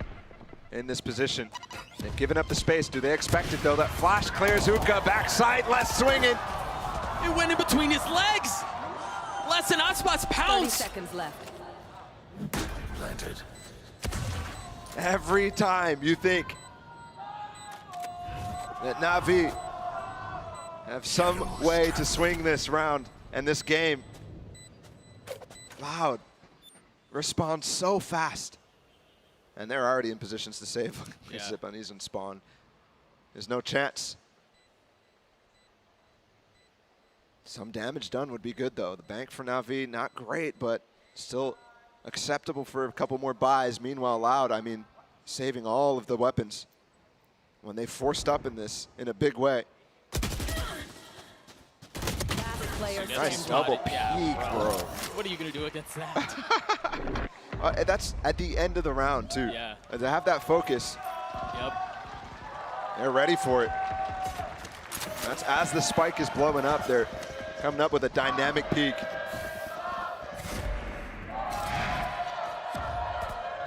How does a shot miss, bro? That is between, I mean. That's lit, I mean. Oh, you legged him at least. That's crazy. The thinnest of margins separating these two squads. It really has felt like a heavyweight fight from beginning to end. Shadows. More aggression here from Loud into bathrooms, but it's not just Sadak, it's 4 members. You gotta be careful here. Does CNET, I mean, he has his ult. He's just picked this up. Yeah. Feeling some of that pressure, orbital strike online. Yeah, we've seen him dive on that bathrooms push before, but I think he understands there's more to it than this. And also trying to rely on Zipan's elevated position with the satchel. Meanwhile, look at how Loud are weathering this. They're already looking at the teleporter, considering the possibility of a crunch. It's funny because most of the time it's them forcing Angel out into that teleporter. 2 ults invested. Oh! Aspas finding one onto Zipan. That could have been 2, too.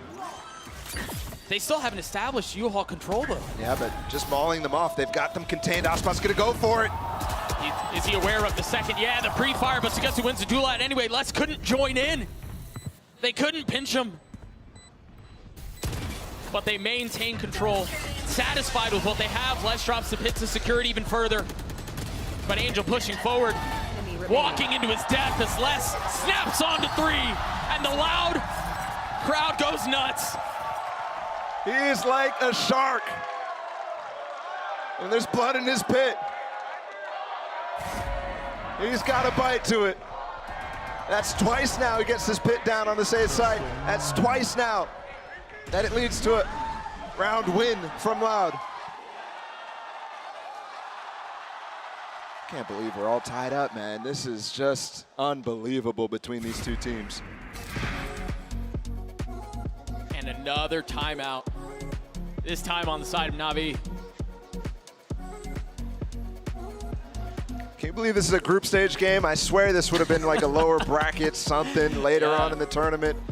This group is deadly. And this is its conclusion. We can finally say it is its conclusion. This is the last map, last opportunity for either of these teams to advance or go home.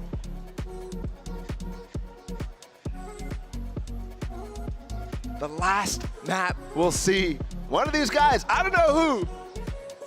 I can't wait to find out. Right now, Loud finally have broken the economy of NAVI. As we get back into this, you see the buy, a judge from Angel. 2 rifles purchased and sheriffs on the rest. That will allow a buy the next round, and these light buy rounds have been incredibly dangerous. I've lost count of how many thrifties and light buy situations have proven to be successful. It's funny, I feel like we've had less thrifties than expected, even though we're seeing constantly eco round wins. Ooh, a fake flash on the swing. That's really nice there.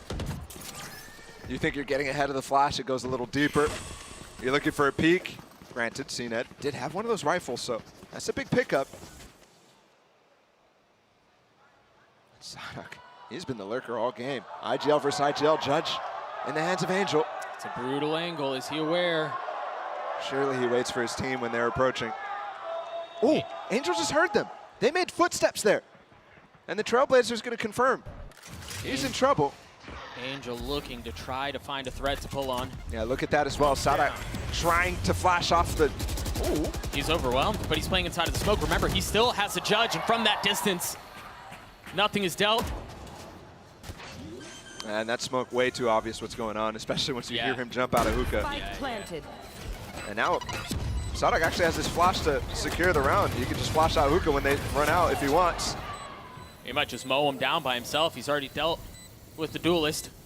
They don't need it anymore. Nope. A flood attempt, quickly stemmed. Toxins going up. Sugetsu with a nice one on with the Sheriff onto Kawanzin, looking for the second. A little bit of damage dealt, 35 HP amongst the two remaining members, and it very quickly dissipates.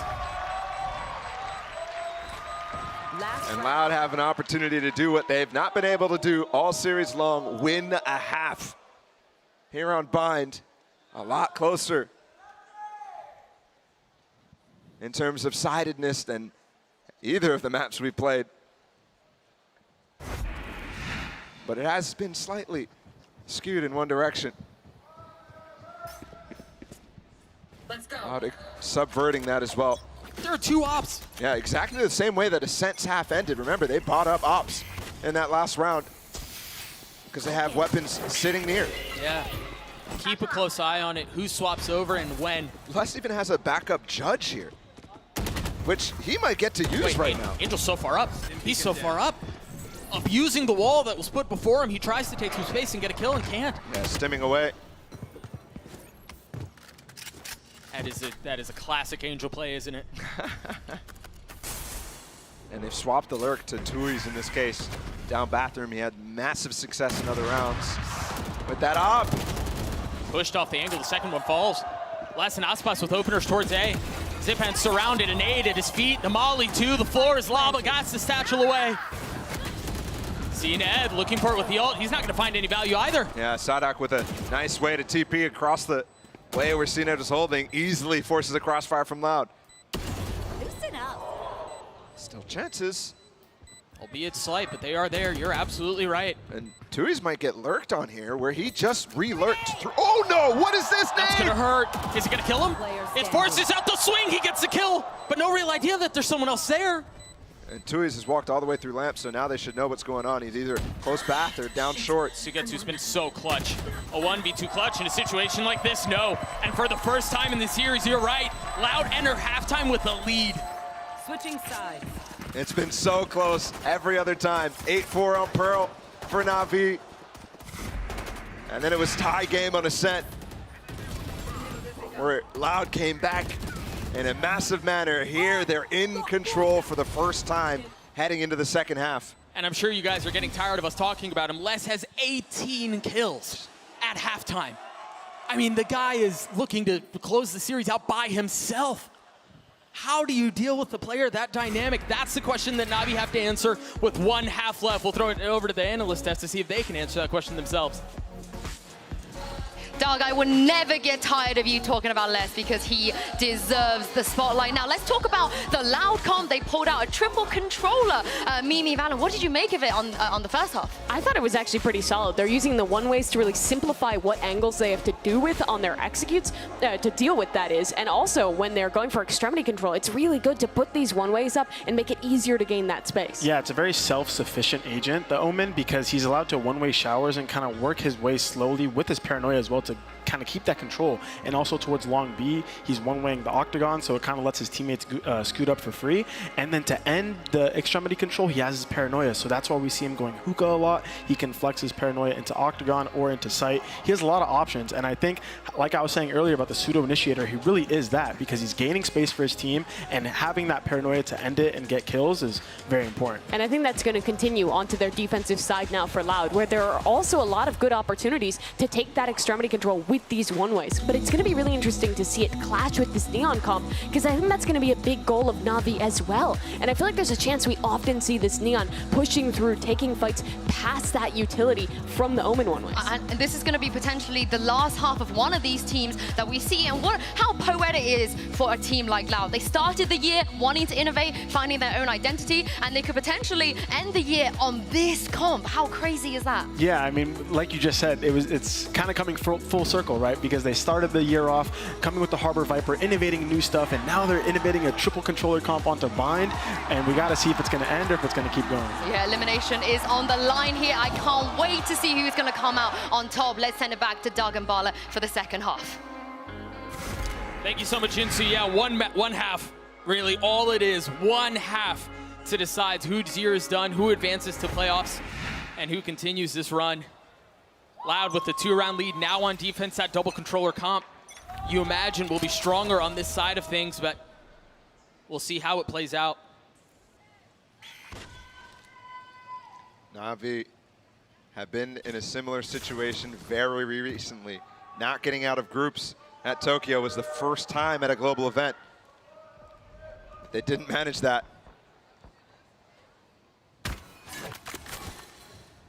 And they're starting slow here. Yeah, they are cautious with it. Trying to reckon with that fact. This wall is very old. Blocks off lamps, blocks off spawn. And allows you to take some backside control. From Sugetsu, let's see what they do. CNET has one stun. Oh, they've smoked so much. Oh my gosh. How is he aware? He was just so aggressive. But you're right, Tui's was ready. It's a great path, but Tui's, I mean, contains and maintains control of the back of sight. Angel's gonna try to dive in it and gets punished. Loud, full control on this retake. They may not give up a single inch here. Only a few members to take damage, really just Sadak. And he's the first one on the fight with CNET on the other side. Aspas falls, CNET with reposition, no. Clothesline drop, they're overwhelmed. Loud pushing back, and Xiao cannot hold. And already on the pistol round, you see some extra value out of this composition that Loud has pulled out. Tui's is able to do all of that, stay inside of lamps. A lot of times the Brimstone has to run off so that he can make sure he stays with his smokes for the post plant. In this case, gun out, fighting the entire time. Sadak covers in with that space. Gets 2 smokes down that allows them to flood into the back of sight and counteract exactly what NAVI wants to achieve in that one.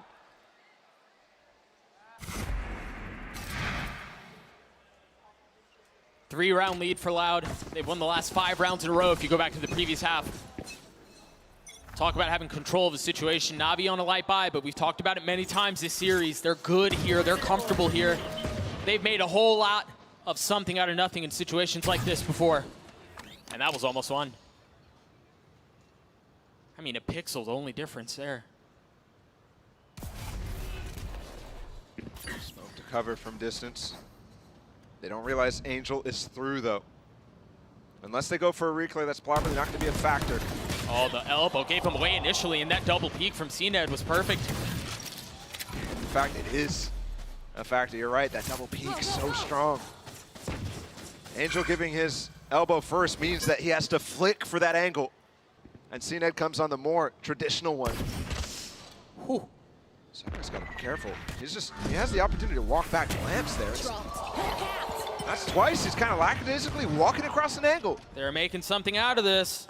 NAVI have gotten 2, but the hard work still left to do. Tui's with 3! Avoiding disaster. Surely what that would have been. But they're not out of the woodworks yet. NAVI have gotten the spike down, and they've both upgraded weapons. Aspas is so slow here to be able to help out less. It's equal footing, a Spectre and a Bulldog on each side. CNED healthy, Sugetsu not nearly as fortunate. But that hasn't mattered in the past. Will it matter here? The Roomba detecting the first. Onus on Loud to reestablish control. The nade to provide some cover, and they double swing into it. Aspas saves it. After Sugetsu gets it down to a 1v1. Whew. You were just saying these rounds get real spicy. But what the heck was that from Tui's? You thought it was whiffed. You thought it was over. You thought that round was going to be lost because he couldn't hit the first shot, and then he hits 3 kills. Look at that, 1, 2, 3, 4. The 5th burst is what it took. Low-key, I didn't know there was that many bursts in a Bulldog. Yeah, I don't think I did either. As the saying goes, 5th time's the charm, and that was enough to get them the round.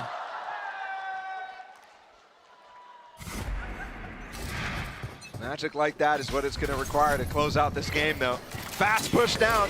Aspas against Sugetsu. There's nobody else to fight. Are there reinforcements? Will they help? He's stuck. Zippen just picked up the spike. They're coming to take the fight. Navi's pushing into this. How do Loud lose 2 there? Well handled by Sugetsu, who again was by himself. And it goes from bad to worse. Les going for a re-clear. And we're 20 seconds into the round, and it was basically wrapped up. This bonus attempt, out of Loud, definitely hurt from that last round. Remember, only 1 player survived, so that's why they try to go for something crazy. Yeah. And it could have worked. I mean, Sugetsu was isolated, but ultimately, I dropped the spike. NAVI capitalized with mass. I mean, Sugetsu's been playing so well. Yeah, he has. Talk about singing the praises of specific players here. I honestly think everybody's stepping up. And what started as kind of a sloppy game in the beginning has turned into a really beautiful game of Valorant on Bind here. Remember back to Pearl, those were such slow rounds, really draining. You thought it might be a stomp, and then, man, have we upgraded. I mean, that feels like a different series at this point.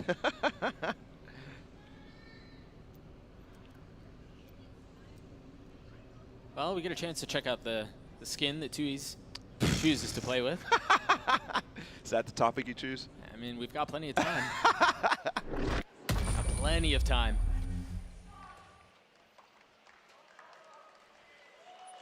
Gunny. 9-6. Talk about pressure on NAVI right now. They're finally the ones who have to try to come back in this game. Look at this from Sugetsu. I mean, him against the world. It's such a good angle. There's not really extra space there to move past. No. It's really him who has the onus to peek. Because they're kind of put their backs against that wall. So NAVI converted, and they're going to try maybe to go fast here. Same thing. There. With Sadak a fake TP, which puts Aspas in a position to off this. Yeah, but he has light armor on this. Or he has no armor, excuse me. It's a glass cannon. He's going to have to satchel out. He was too aggressive. He was too bold with it. And NAVI punish. Pounce as they find the best target they possibly could. And CNET scaling forward. He's taken over the site. He's taken over the round. And he's far from done. Kawanzine by himself, feeling some of the pressure.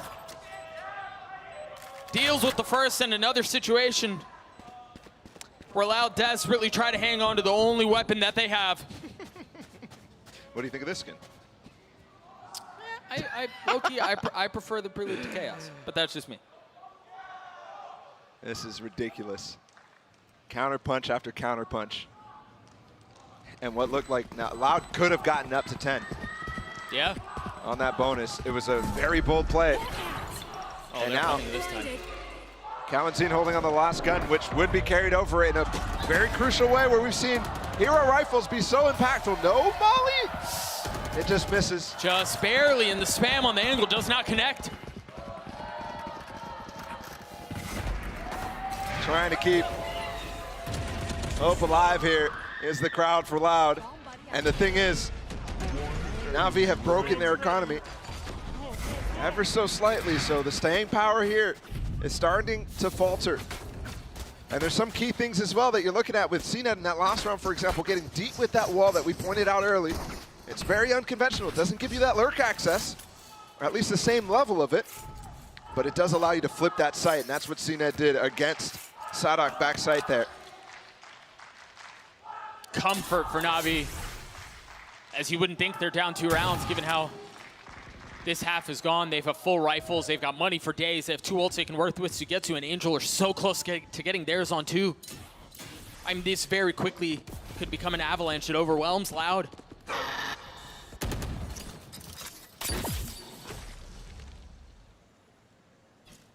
but Navi concerned about what might be on the other side, are playing this a bit more precariously. A bit more cautiously, a bit more safely. I got Spike. Spike dropped. A lot of control gained over towards the B site. So they're comfortable to back off. I've got your trail. Seekers popped. This way. Loud has numbers here. Good flash from Sadak. Very nice. They disrespected those zip-ons through. They're even getting the plant down. I mean, they're going to try to push their way out from this. They're going to try to establish some presence on the site and try to get out ahead of things. 30 seconds left. Navi can flip the map, though, if they want, because they pause for just a moment. Sadak finding one. They've invested the orbital strike, too, to try to get another kill. CNED's ult, they've jumped everything into this. Concerned about the danger of rounds like this. And they manage it well. And I have to say, CNED is getting very comfortable on this Neon. Yes, he is. They've tried it so many times on various different maps, Lotus, Bind. And now it looks good at the perfect time.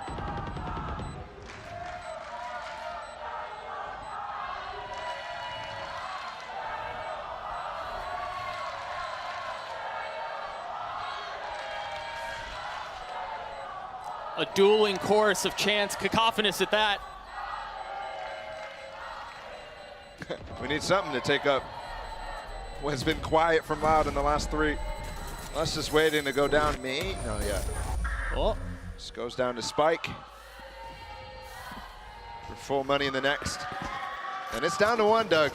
All of a sudden, the cancel bonus from Navi, you're seeing the implications of that now. Yep. Is it really a surprise, though? And you think about the series and the way that it's gone. For us to find ourselves in this situation, Loud hanging on desperately, white-knuckling as they try to hang on to this lead. And Navi with a wild comeback. They've won the last three. They're pushing Loud. Aspas with his ult in this. He's posted up inside of showers. Blinded. And Navi, I mean, we saw it a lot on Ascent, deathballing their way to control in this B area. Wonder Loud going to be able to respond to that. They just walked through the orb. Oh, the flash wasn't deep enough, but Coenzine. He's stuck now, though. Utility out. Can he try to find a way? He gets the first. It was free. Last on the swing. Angel's dead, and with that goes to Spike. Aspas looking for one with the ult. He tried to get high ground, but it's Les who stabilizes. What a shutdown. Angel tries to go through the orb, but that was ill-advised. Molly comes through. Aspas is there in time with a nade. Everybody vulnerable. Of course, it's Les. And Les destroys them. Who else? He was struggling to get up to 20 in the second half when he got like, what, 18? And then all of a sudden, big 4K from who has really felt like he's turned into a leader for this team. All the talk of him doing a lot of IGLing, mid-round and calling. Dealing with the map vetoes, those sort of responsibilities fall on what ended up being the Champions Final MVP last year when they won and he took down that trophy.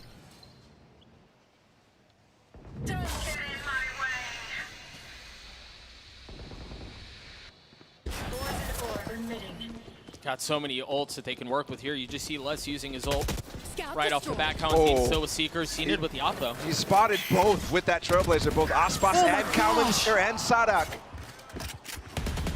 And even when there's two players up top, Trucks, Sugetsu wants to take the fight. That's just absurd, and Sadak has been struggling to stay alive in these early instances. Look at the wall they're throwing, too. Les from the other site. Yeah. Front lamps, front sight, but nothing more than that. Showers control has to be established here if Navi want to feel more comfortable with this. It's the same thing for Loud, too, so.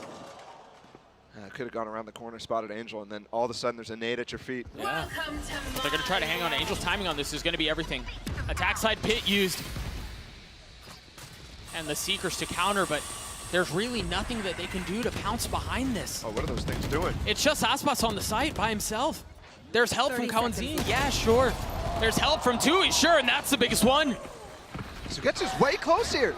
Angel dealt with. The pit could be everything. A snap from Sugetsu is clean. If he fell there, that round opens up for Loud. I mean, it very well still may. They're down in numbers, though, and Tui's is weak. Less repositioning and joining in on the fun. The flash is there. You see some of the spam through the pit. Dropped the pit? They dropped it. Wasn't covering the spike. They want to take the fight straight up. And that seems to have been the best possible decision. Unlock Zipan to get to.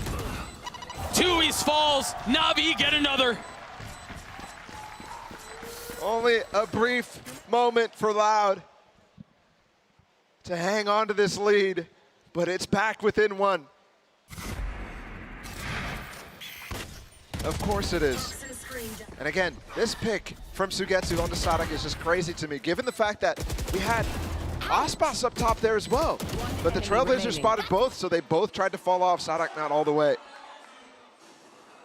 Could have been a cool play, but... Yes, of course it can! There you go. Oh, aggression again? Every time this early bathroom fight happens, it feels like it favors the attacker. You saw Loud run a very similar play. And again, it was when the buy was light. Yep. It's just pistols. Navi just seems so ready for that attempt at surprise. And they've swapped up the wall here from Sugetsu too, so lurk ability much, much easier to achieve here. Orb positioned as well. I mean, Navi have done such a good job of deflating Loud. Yeah. I mean, I think a lot of it comes down to the economy, though. I mean, how many times have we seen them hold on to scraps? Yeah. And sometimes scraps is all you need, though. The stun, the little damage done with the spam keeps him in. That's one. The stun, though, man, I thought for just a moment. But there's really no shot here. I mean, Navi are putting themselves in a position now where they're going to be tied up at 10. They still have so much money to work with. Yep. And they're starting to really cycle these ults up as well. Whereas Loud, in some of these instances, it looks like the goal is some of these orb controls. Either way. CNET's hunting from the backside here.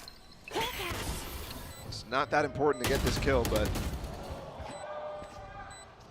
Well, I don't mean, want to give him anything. Yeah, when you think about ults being cycled for Navi, any sort of advantage, especially when Loud's on the other side. Is there a knife here? Give me a knife. Is what matters. No knife, but the 10th for Navi. And again, I have to go back to just how well Navi have done at deflating Loud. I mean, they've taken all the momentum out of the game. They've taken the air out of the arena. Yep. They have full control right now. And with that comes a timeout for Loud. We'll take a look in just a moment. I'm pretty sure that's the last one they have. Who have let go of the pressure, let go of that thought that they might be the ones going home in Group D. Echoes of Tokyo are slipping away for them. And instead, chants from the Shrine and thoughts of playoffs instead. The judge for Sadak. All rifles, all for Zipan as well. Blinded. Xiao with the Seekers, a little bit of early info gathered from Loud, but Navi happy to give some of that away.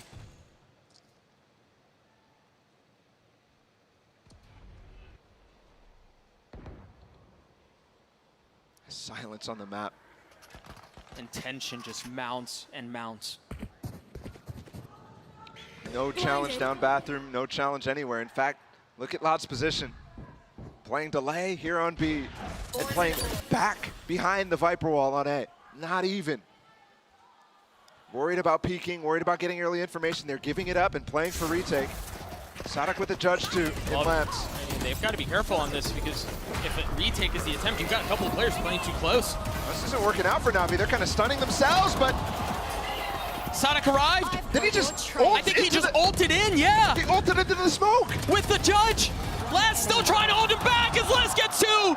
Sadak with another. Upgraded weapon success found. Xiao left alone as Les gets three. The lead again for Loud. And it's just genius for the mastermind of Brazil. Sadak ults into the smoke past CNET. CNET realizes what happened, and he gets one pumped in the face. Restam 30 segundos. Jeez, man. I mean, what a gift, bro. I swear, Fraud is doing more from backstage in the coach's booth than the players are on stage to hype up the crowd. Realizing the situation at hand, they're full focused on the game right now.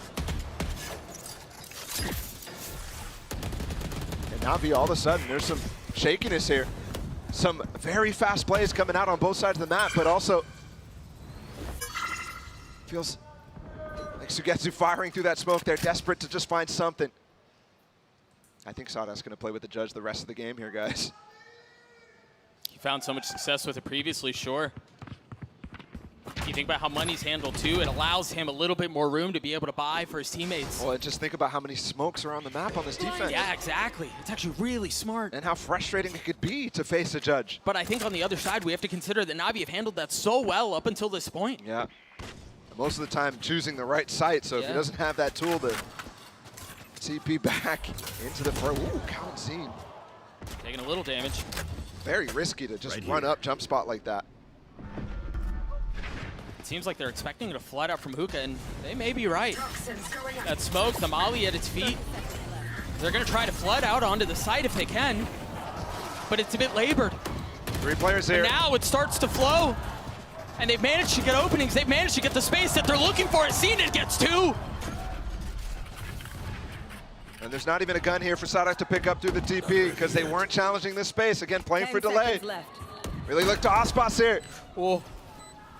CNED spotted, no utility to help clear him out. The flashes, he gets across. CNED staying alive. Ooh. Sadak wanting to make a play. Remember, he's got a judge. He's got a smoke at his feet he can tuck into. Actually spams in and onto Angel. Repositioned. Weapon grabbed. It's only CNED. A 1v1 and Sadak wins it out.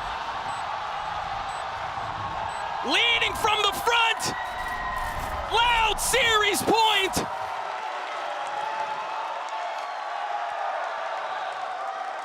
Two in a row for Sadak. And it's all him. All Loud, all day here. How does he manage to do that? Angel saw his foot and then got led to the face. Just crazy how clutch this man is right now.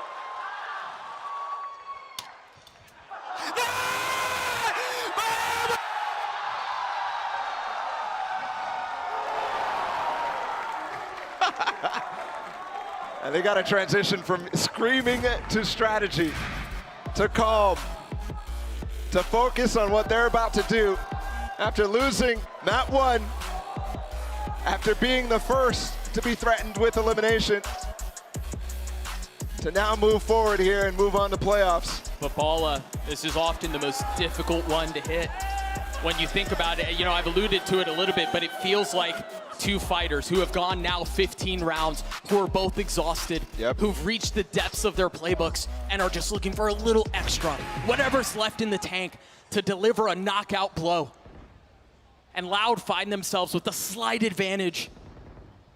And it all comes down to what's left there, what's left in the tank. Is there enough juice to pull this off, to put Navi away?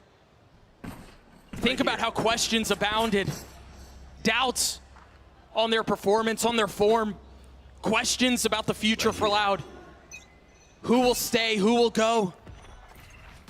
All of that weighing heavy as they emerge from their corners for what could be the very last time. Oh, Navi threw that smoke. CNED has been leading the charge. He's been the guy keeping them in this game. He needs help to keep this season alive. A season that slipped for Navi from promises and promising paths to becoming champions to now here. And there's no success with that boombot. That's intended to try to get some value out of clearing Hookah. The one thing it's done, it's kept Sadak alone here. Aspas is not rotating back towards A. Trailblazer down, clear sand. The rotate's gonna come in. Loud, know what's happening. 40 seconds. Still a possibility of pivoting, and we have mirrored ults here. Tui's can delay if he wants. Spike planted. But he opts not to. Zipan on the plant. The ult still in hand. Is NAVI punching back? They've gotten a couple of jabs. And that cross might just be enough. Unless Kawanzin can counter. No. Tui's left by himself. And it's a prime gaming flawless for NAVI. Absolutely right about how difficult this is right there. That one decision. Tui's not ulting, thinking NAVI is going to just tap the spike. So he tries to delay for longer. Instead, NAVI just stick it. Didn't want to induce a TP. What a fight. And this is it. Final round of regulation. Will it be a bell ringing for NAVI? Or will we be going to overtime for another round? Judge bought up 2 judges here. The econ is not great, but a lot of ults to make up for that. One of them already invested Les's pit, attempting to control A, and he is one of the ones with the judge. Fast bathroom control too. You need Aspas to stay here. You need him to maintain control. Otherwise, that pit gets pinched. Blinded. And with that, Les is likely dealt with. I mean, if you're Navi here, you just want to draw out some of those ults, right? Get them out so you don't have to deal with them later. That boombot broken by Kawanzin there, so Zodok's position still unknown. But they're backing off anyways. They want to use this opportunity to go for this pinch. Oh, and Aspas has a big shutdown in that ult. That dog was not deep enough. So they're going to re-aggress Navi R and pull out and take the space. Aspas, trigger aching for the touch, and it's just a bit off. He's going to ult, he's going to go forward. Oh, he gets CNED! They're pivoting back to B! Sadok with the judge, and the second kill found!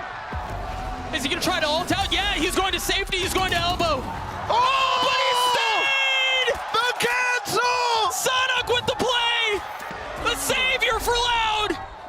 And now 13 seconds left, Xiao and Sugetsu with so much to do, and all they can do is watch as the clock ticks away. The bell inevitably ringing, but they managed to get the spike down. Xiao 1v4, no! We've had the Thrilla in Manila, the rumble in the jungle, the slugfest in the Shrine. Go